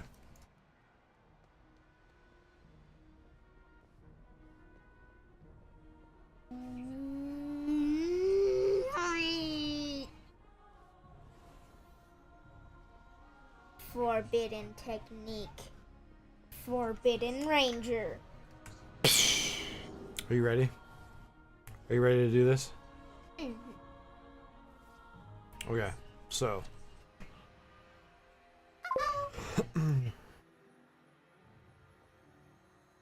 go in, get inside and use the portal to the top. Okay, so we're going to the top. I said solo second boss. I can't solo the second boss. Oh.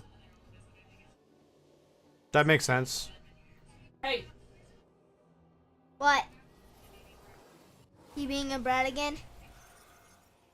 Trying to figure out how to climb up in the lines, which are almost all the way up. Oh. Oh. Calm down.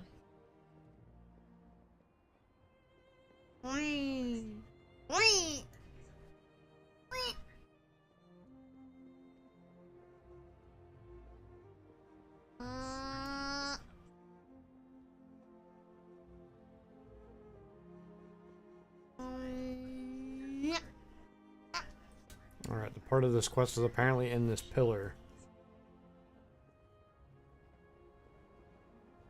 How do you get in a pillar? You don't. I don't know why it's telling you to go inside the pillar.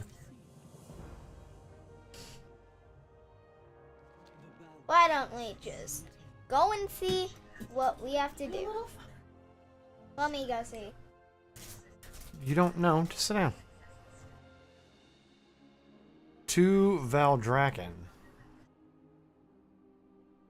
I'm in Valdraken.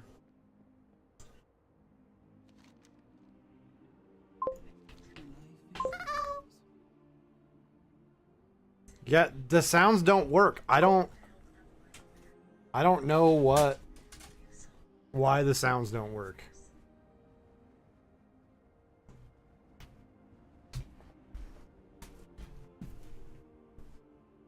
Get down right now. Okay. 66244. Let's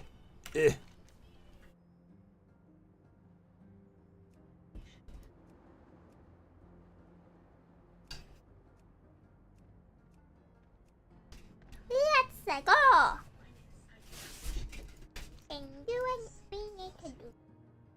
I'm trying to do what we need to do. I just don't know what it is we need to do.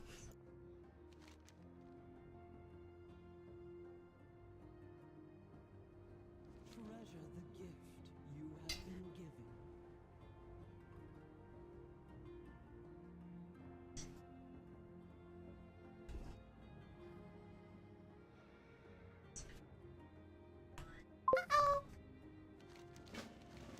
There we go. Secured the Azure archives.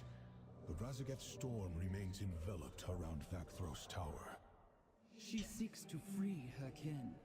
I want to know what they're saying, but I don't. Within the Azure span. What else could she be after?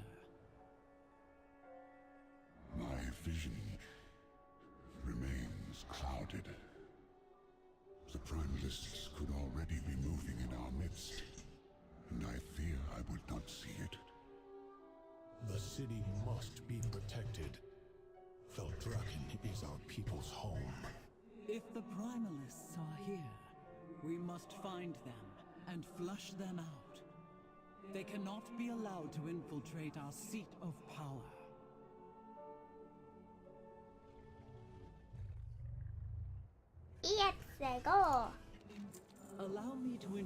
you to Captain Drine. She oversees security here in Valdrakken. The Scalesworn of Valdrakken, stand ready. Alright. Are you gonna do this?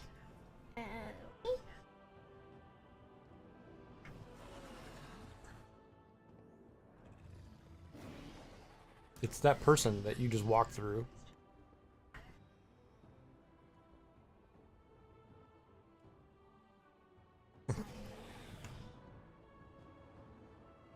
Valdrakken is under my root out any primalist that dare infest our city.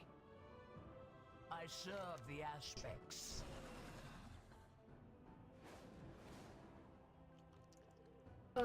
Okay, so revealing Dragon's Eye used. So, click on that thing. This? Yep.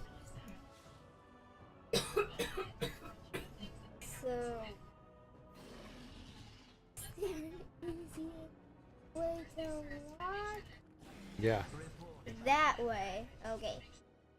I forgot.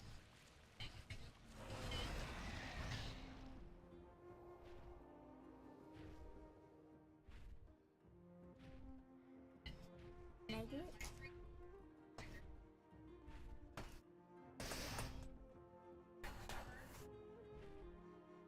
Go.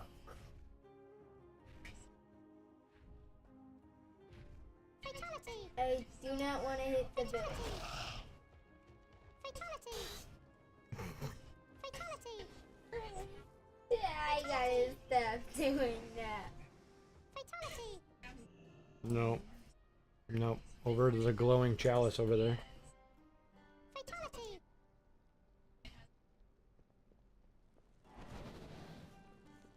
This? No. On the table. No, go back to over. Why are there so many things glowing?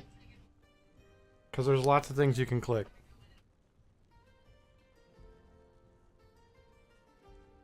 Why? Because these guys just walked in and they're gonna talk.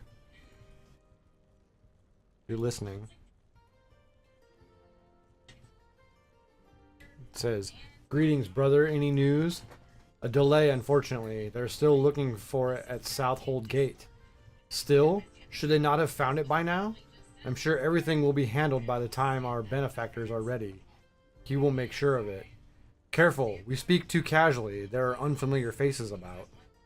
I gotta change something real quick.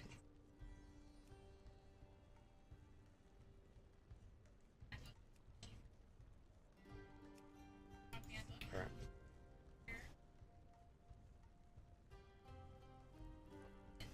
Fatality.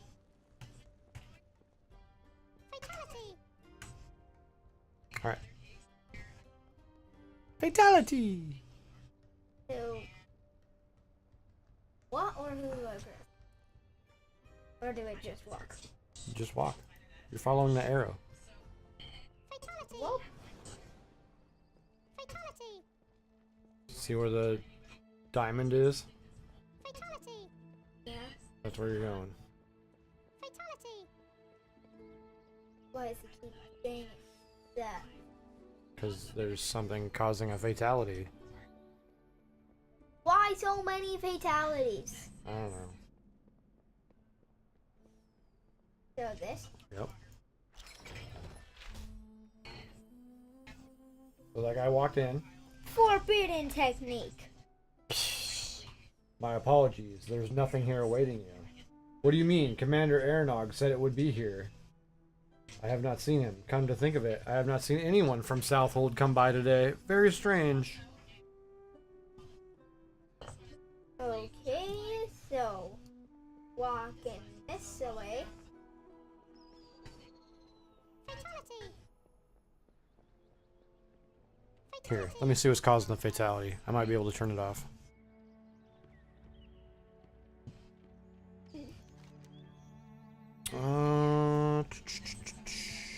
Plater. It's Plater. Plater's causing the problem. You're kidding me. And LVUI. You're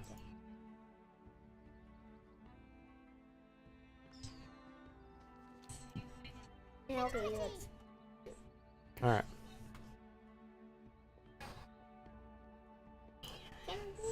Wagon. Or. I don't care.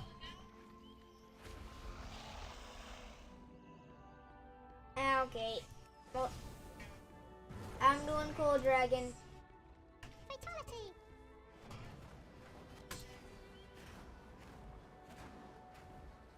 Cold Dragon.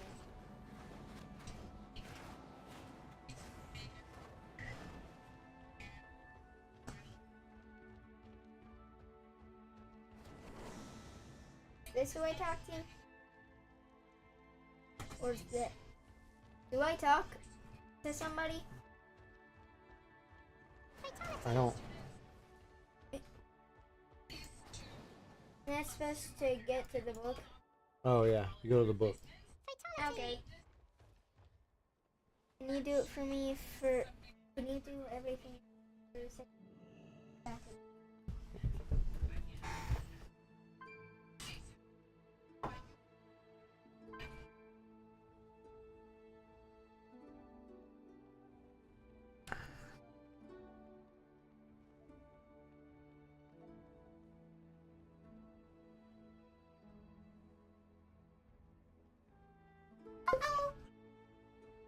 What's up, Kyle?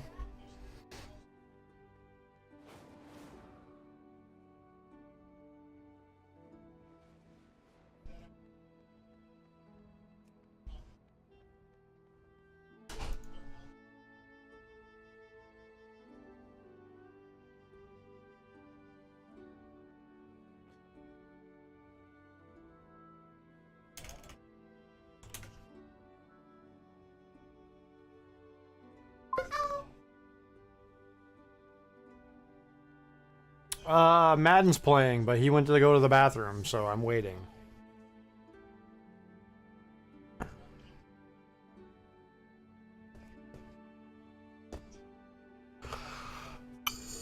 He's like, do everything for me while I go to the bathroom. I'm like, if I do everything for you, then I can't read to you what's happening. Not that he's paying any attention. He plays WoW like a true gamer. Just click on this. Just go here. Just kill the stuff. Don't read anything.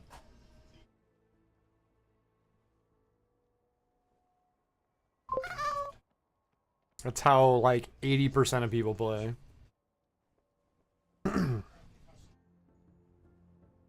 I don't know what's going on in the game. Just kill the stuff and collect the shiny things.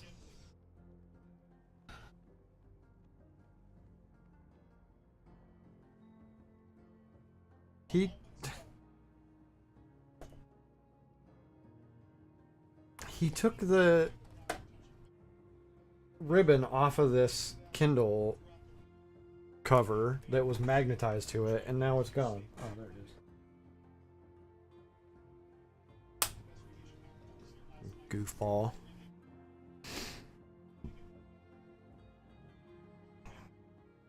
Fatality! Fatality! Fatality! Fatality! There are too many errors. I also don't know why. Fatality! Individual units, player.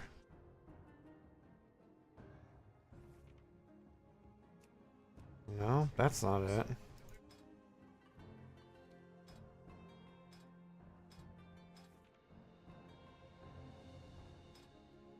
Fatality!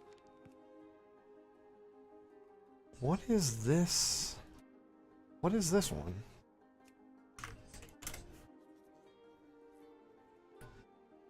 It is party frames, but why? Why am I why? That doesn't make any sense. Party frames.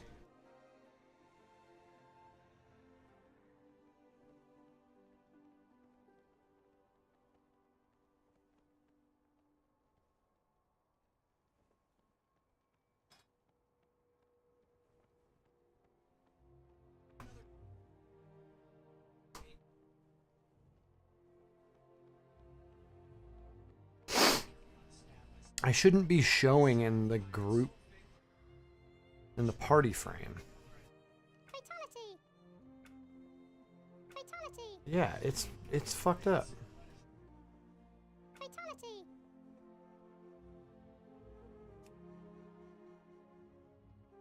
Oh, it's gone now. Okay. I unintentionally fixed it.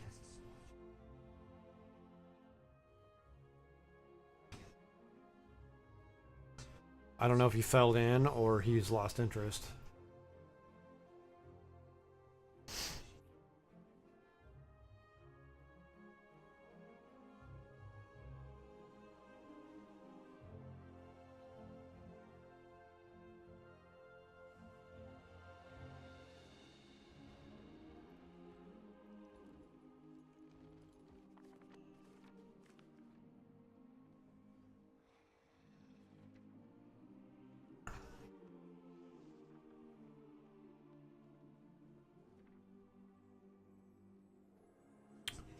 So what are you up to, Kyle?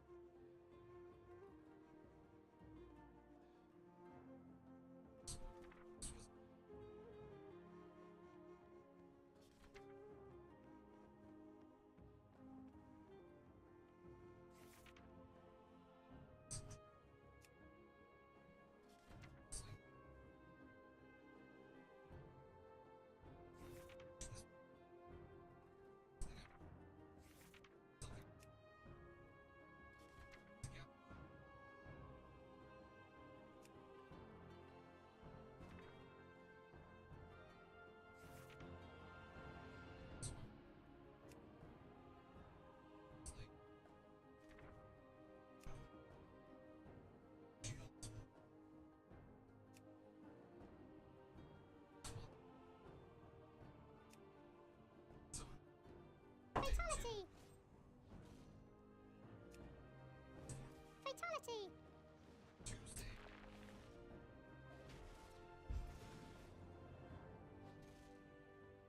Fatality! Fatality! Fatality!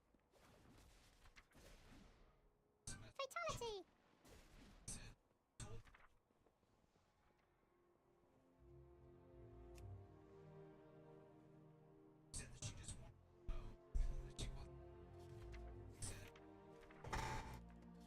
What?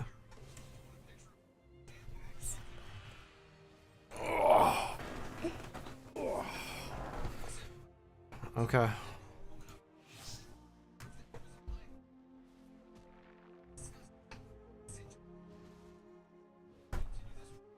Alright, I didn't do it. So I could read it to you. You ready? Okay.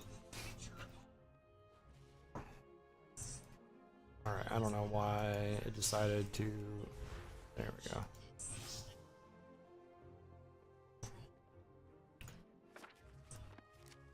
Okay, these guys can roll up. Did you hear? Hear what? A Drake tells me that the Trueborn are on the move. Something important is about to happen. Truly. I do not know the details, but he is close to finding it. Soon he will have the power to put the flights in their place, as they deserve. Okay.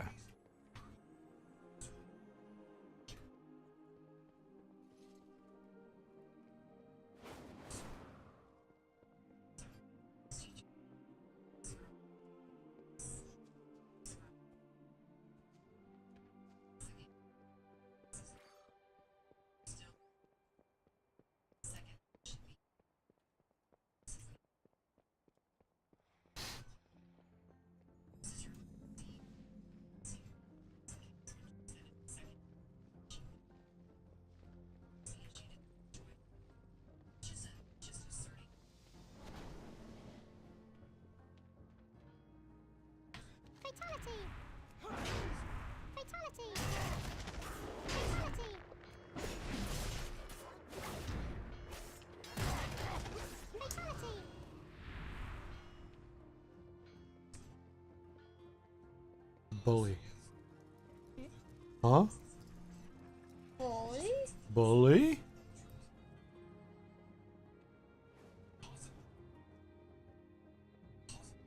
Fatality!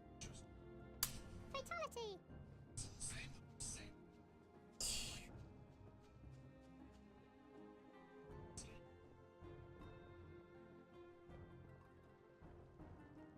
Fatality! Fatality!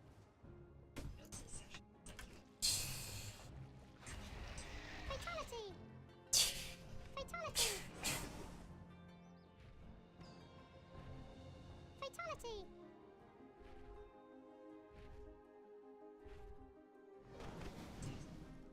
Fatality!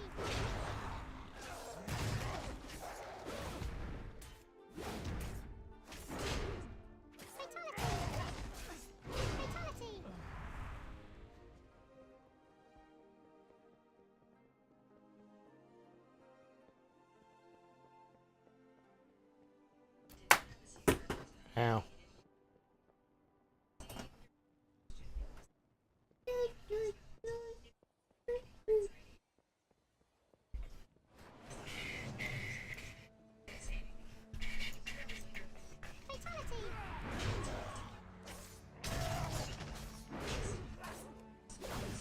I thought you were gonna do this.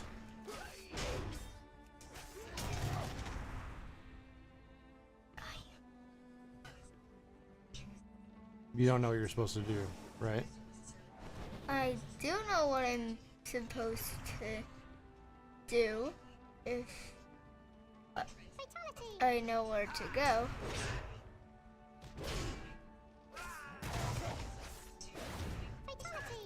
I want you to do all the fighting. You want me to do all the fighting?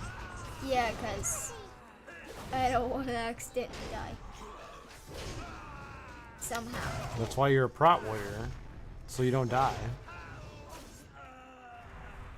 Alright.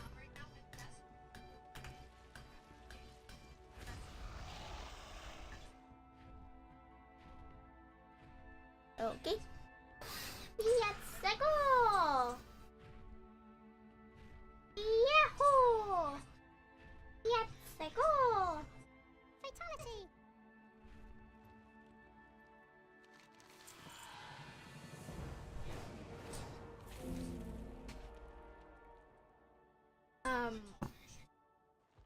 Do I go somewhere?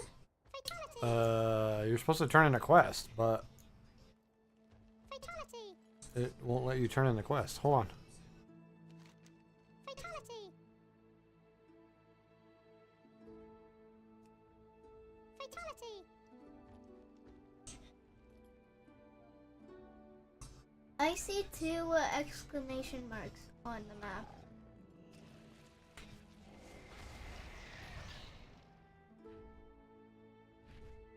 Says that where we're supposed to go?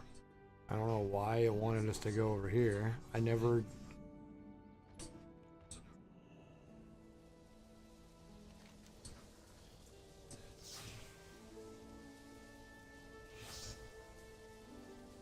Does that mean we can change armor style?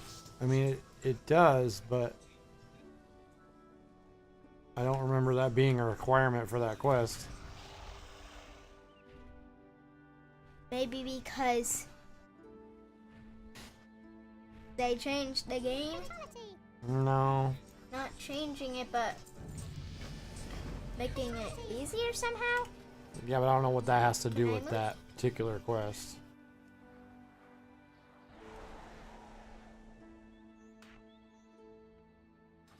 Yeah, okay. Here's another thing. Yeah, I don't really know where to put it though.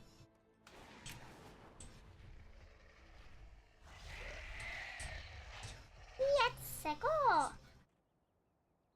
Alright. Away you go. Fatality.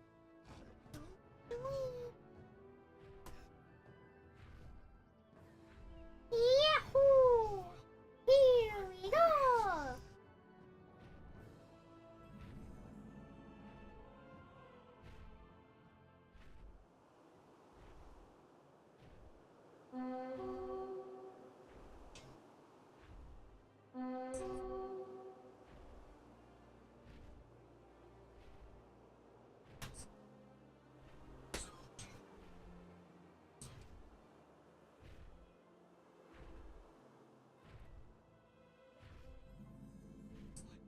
I'm gonna go right here and ride stuff.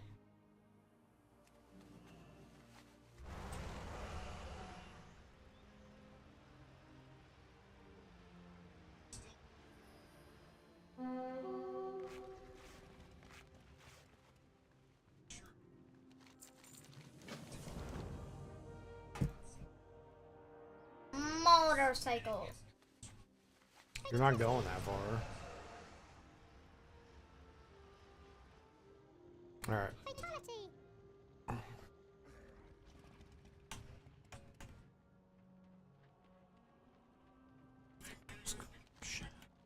Fatality. Fatality. Fatality.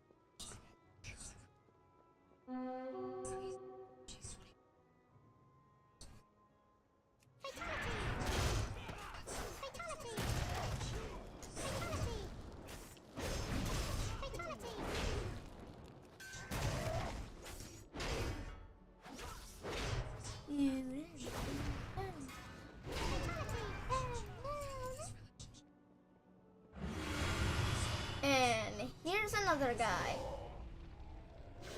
And is that dragon supposed to be one of mine? No. Then who? Fatality. Is that a wild dragon? Fatality. No. It wasn't a wild dragon either. Nope.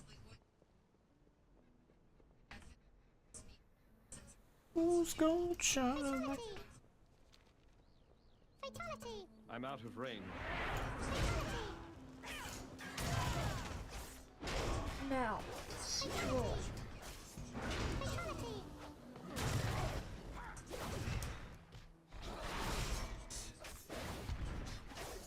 Is it impossible to take those weapons?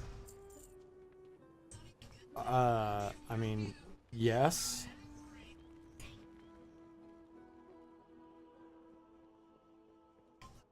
I mean, you have lots of weapons that you can choose from if you don't want the one that I gave you. I need to get closer. I just want to see if I can make an even cooler outfit.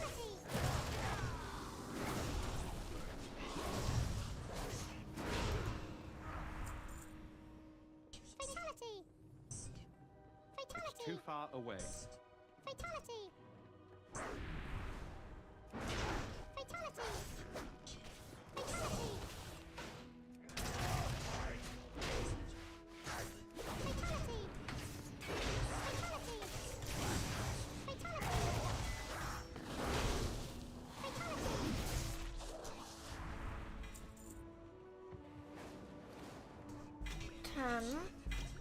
Now we just need to kill 2 more. Right, Daddy? Mm-hmm.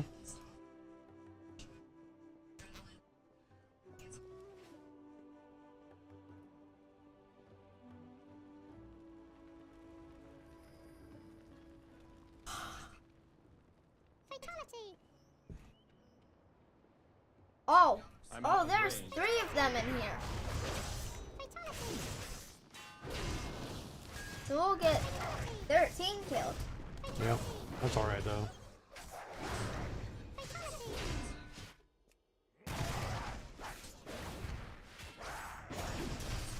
Or we don't have to kill that one and we just run away. He'll chase us. Ride away, run away, ride away, then fly away. Fatality! Fatality!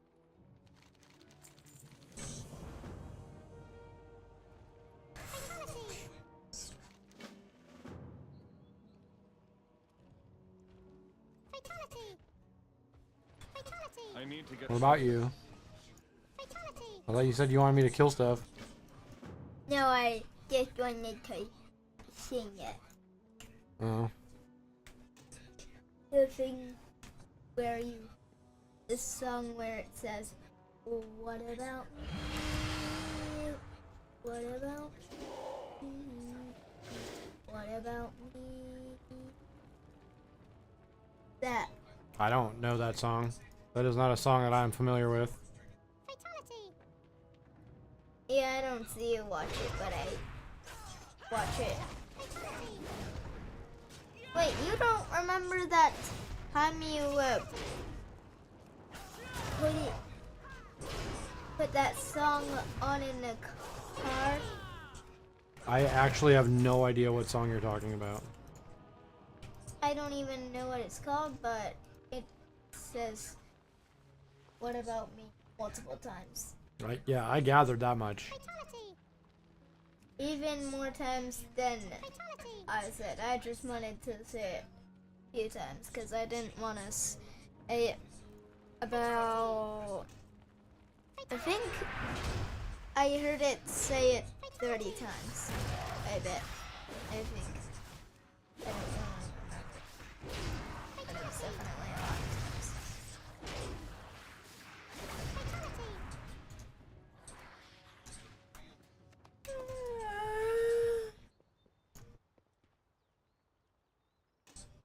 Fatality!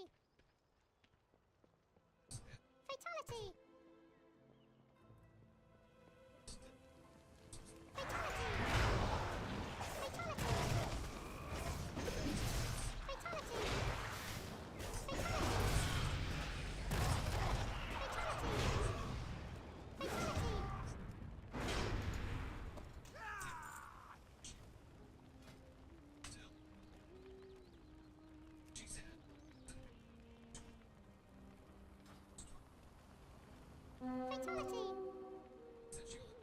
Fatality! Fatality!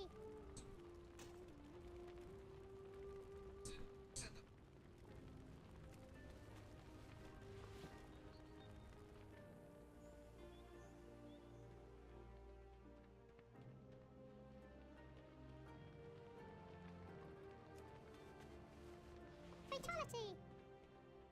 Fatality! Fatality! Fatality! Fatality! Fatality! Just attack it and it'll leave you alone. I don't think that's how it works. I'm supposed to be looking for something, apparently. Just be quiet and it won't attack you, and don't attack it so it won't attack you. But it says I need to attack it. It's too far away. Excuse me.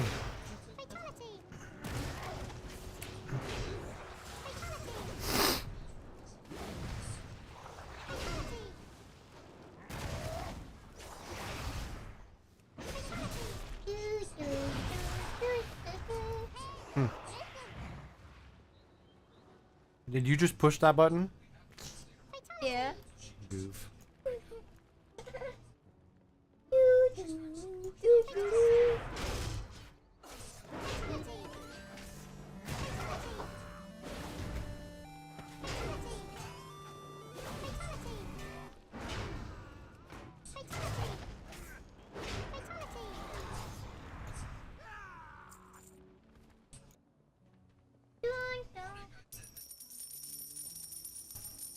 swapping coins. Gather spears, but I...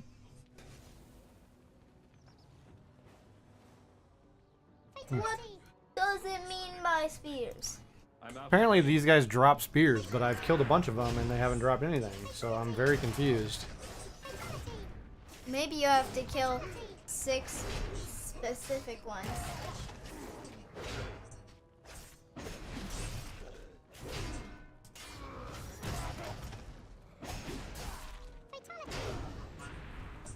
There's one. See? Specific ones. I mean, I have been killing the ones that it's highlighted.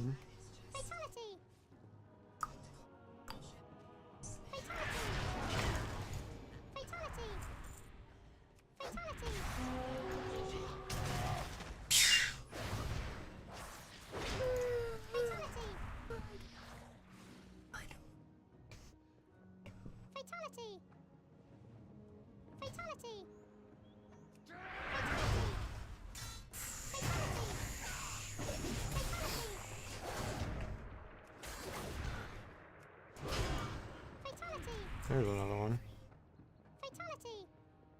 It's too far away.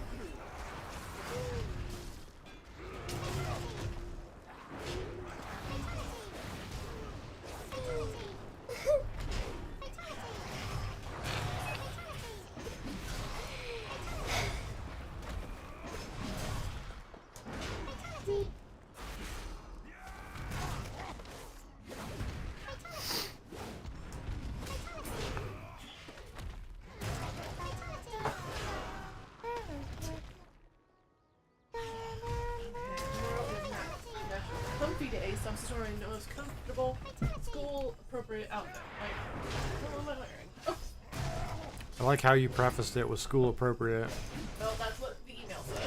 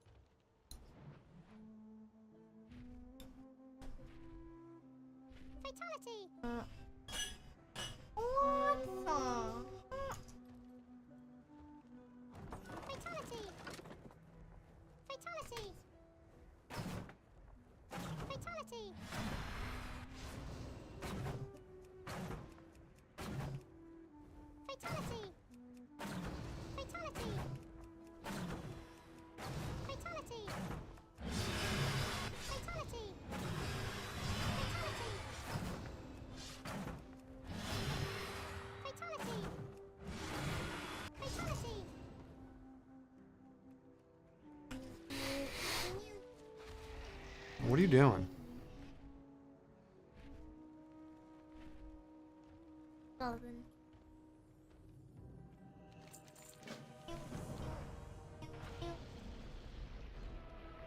Hey.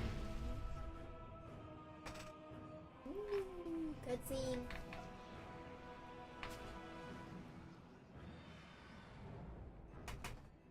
Over there.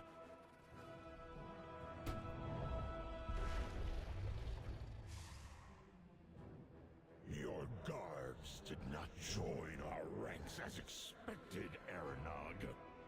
I am not concerned. Dead soldiers cannot get in your way. I see you have unearthed the flame stone. sense its strength. It is now time for your end of this bargain.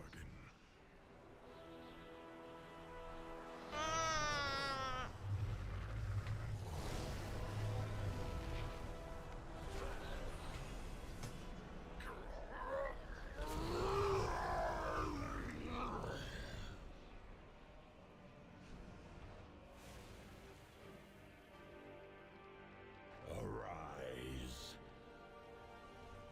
Primalist Aranog. I pledge this power to free my kind from the leash of the aspects. Then go while I turn this wretched Titan-stained place into ashes.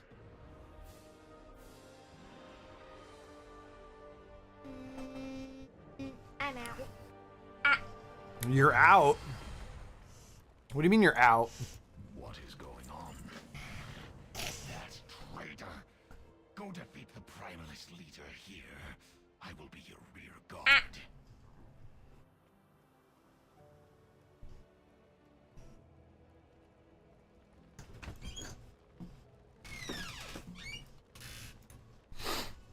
Oh, someone beat me to it. No. Are you gonna have to wait a few minutes? Yeah. Wait for it to respawn. No. It's fine. Did we forget about these shoes?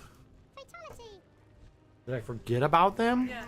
I guess. They're practically new. Are they the right size? Are they even mine?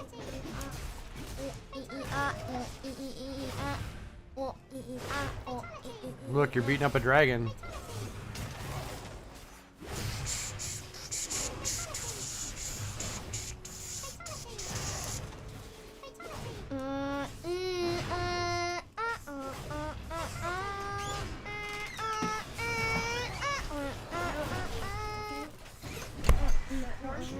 The bag that we had up on the shelving, and these Yeah, those look like brand new.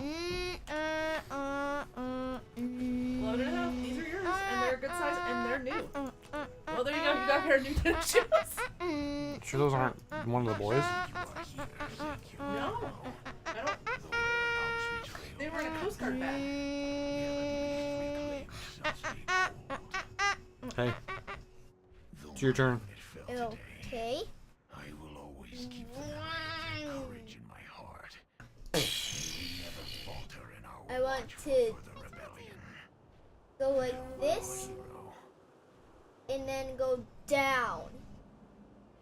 I mean, if you did regular dragon riding, you could do that.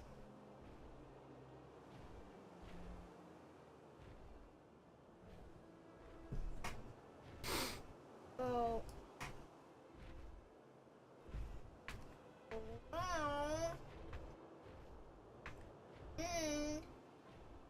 Then how do you do it? Well, you can't do it like that. This is old school. This is old school flight. You can't do it in midair. Go ahead. Go ahead. How do you do flying? You turned it off because you don't like it. You said it was too hard.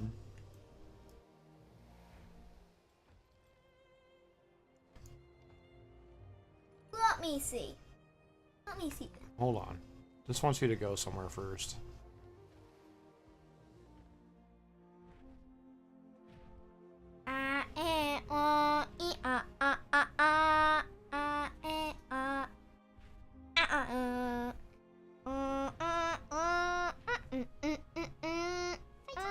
Oh, I know what it wants you to do.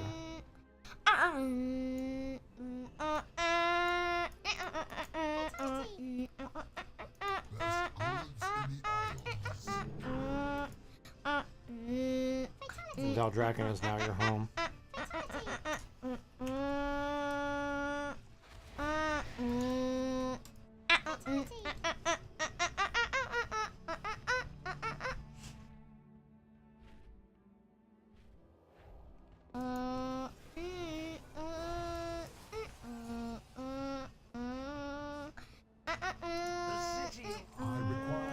height of your power, hero. I promise it shall not be wasted.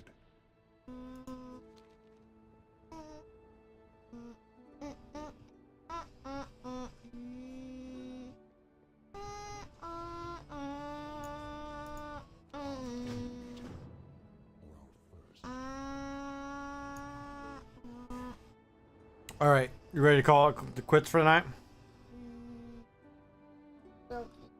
All right, well, say goodbye to everybody. Peace. I'm out. All right, well, he got a couple levels. So let's see. Things we did tonight. Let's see what popped up on the old thingamajiggy. Someone gave me a follow. I got the email about that, but it didn't pop up on any of the other stuff. So, again, thanks to whoever that was that gave me the follow.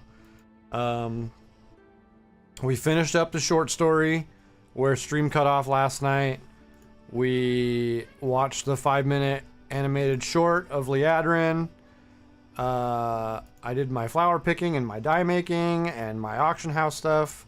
And then Madden got on and got a couple levels. So we... Oh my god, shut up. So, that's everything. We checked every box. So pretty good for a 3-hour stream.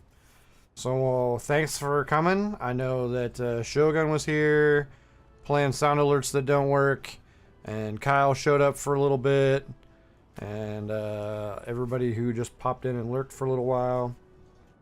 I don't know if I'm going to stream tomorrow. I don't have a whole lot of things to do, because, well, midnight is in 8 days, apparently. So I am going to do a Mythic Dimensius tomorrow for my mount. I don't think I need to stream that. That's going to be boring. So that's going to do it for me. I hope you guys have a great night. I will talk to you guys later. Maybe see you tomorrow.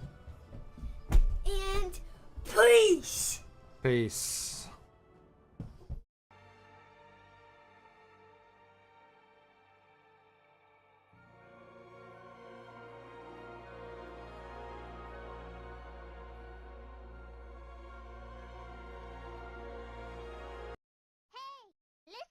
What the fuck is the internet? The internet is a communications tool used the world over where people can come together to bitch about movies and share pornography with one another.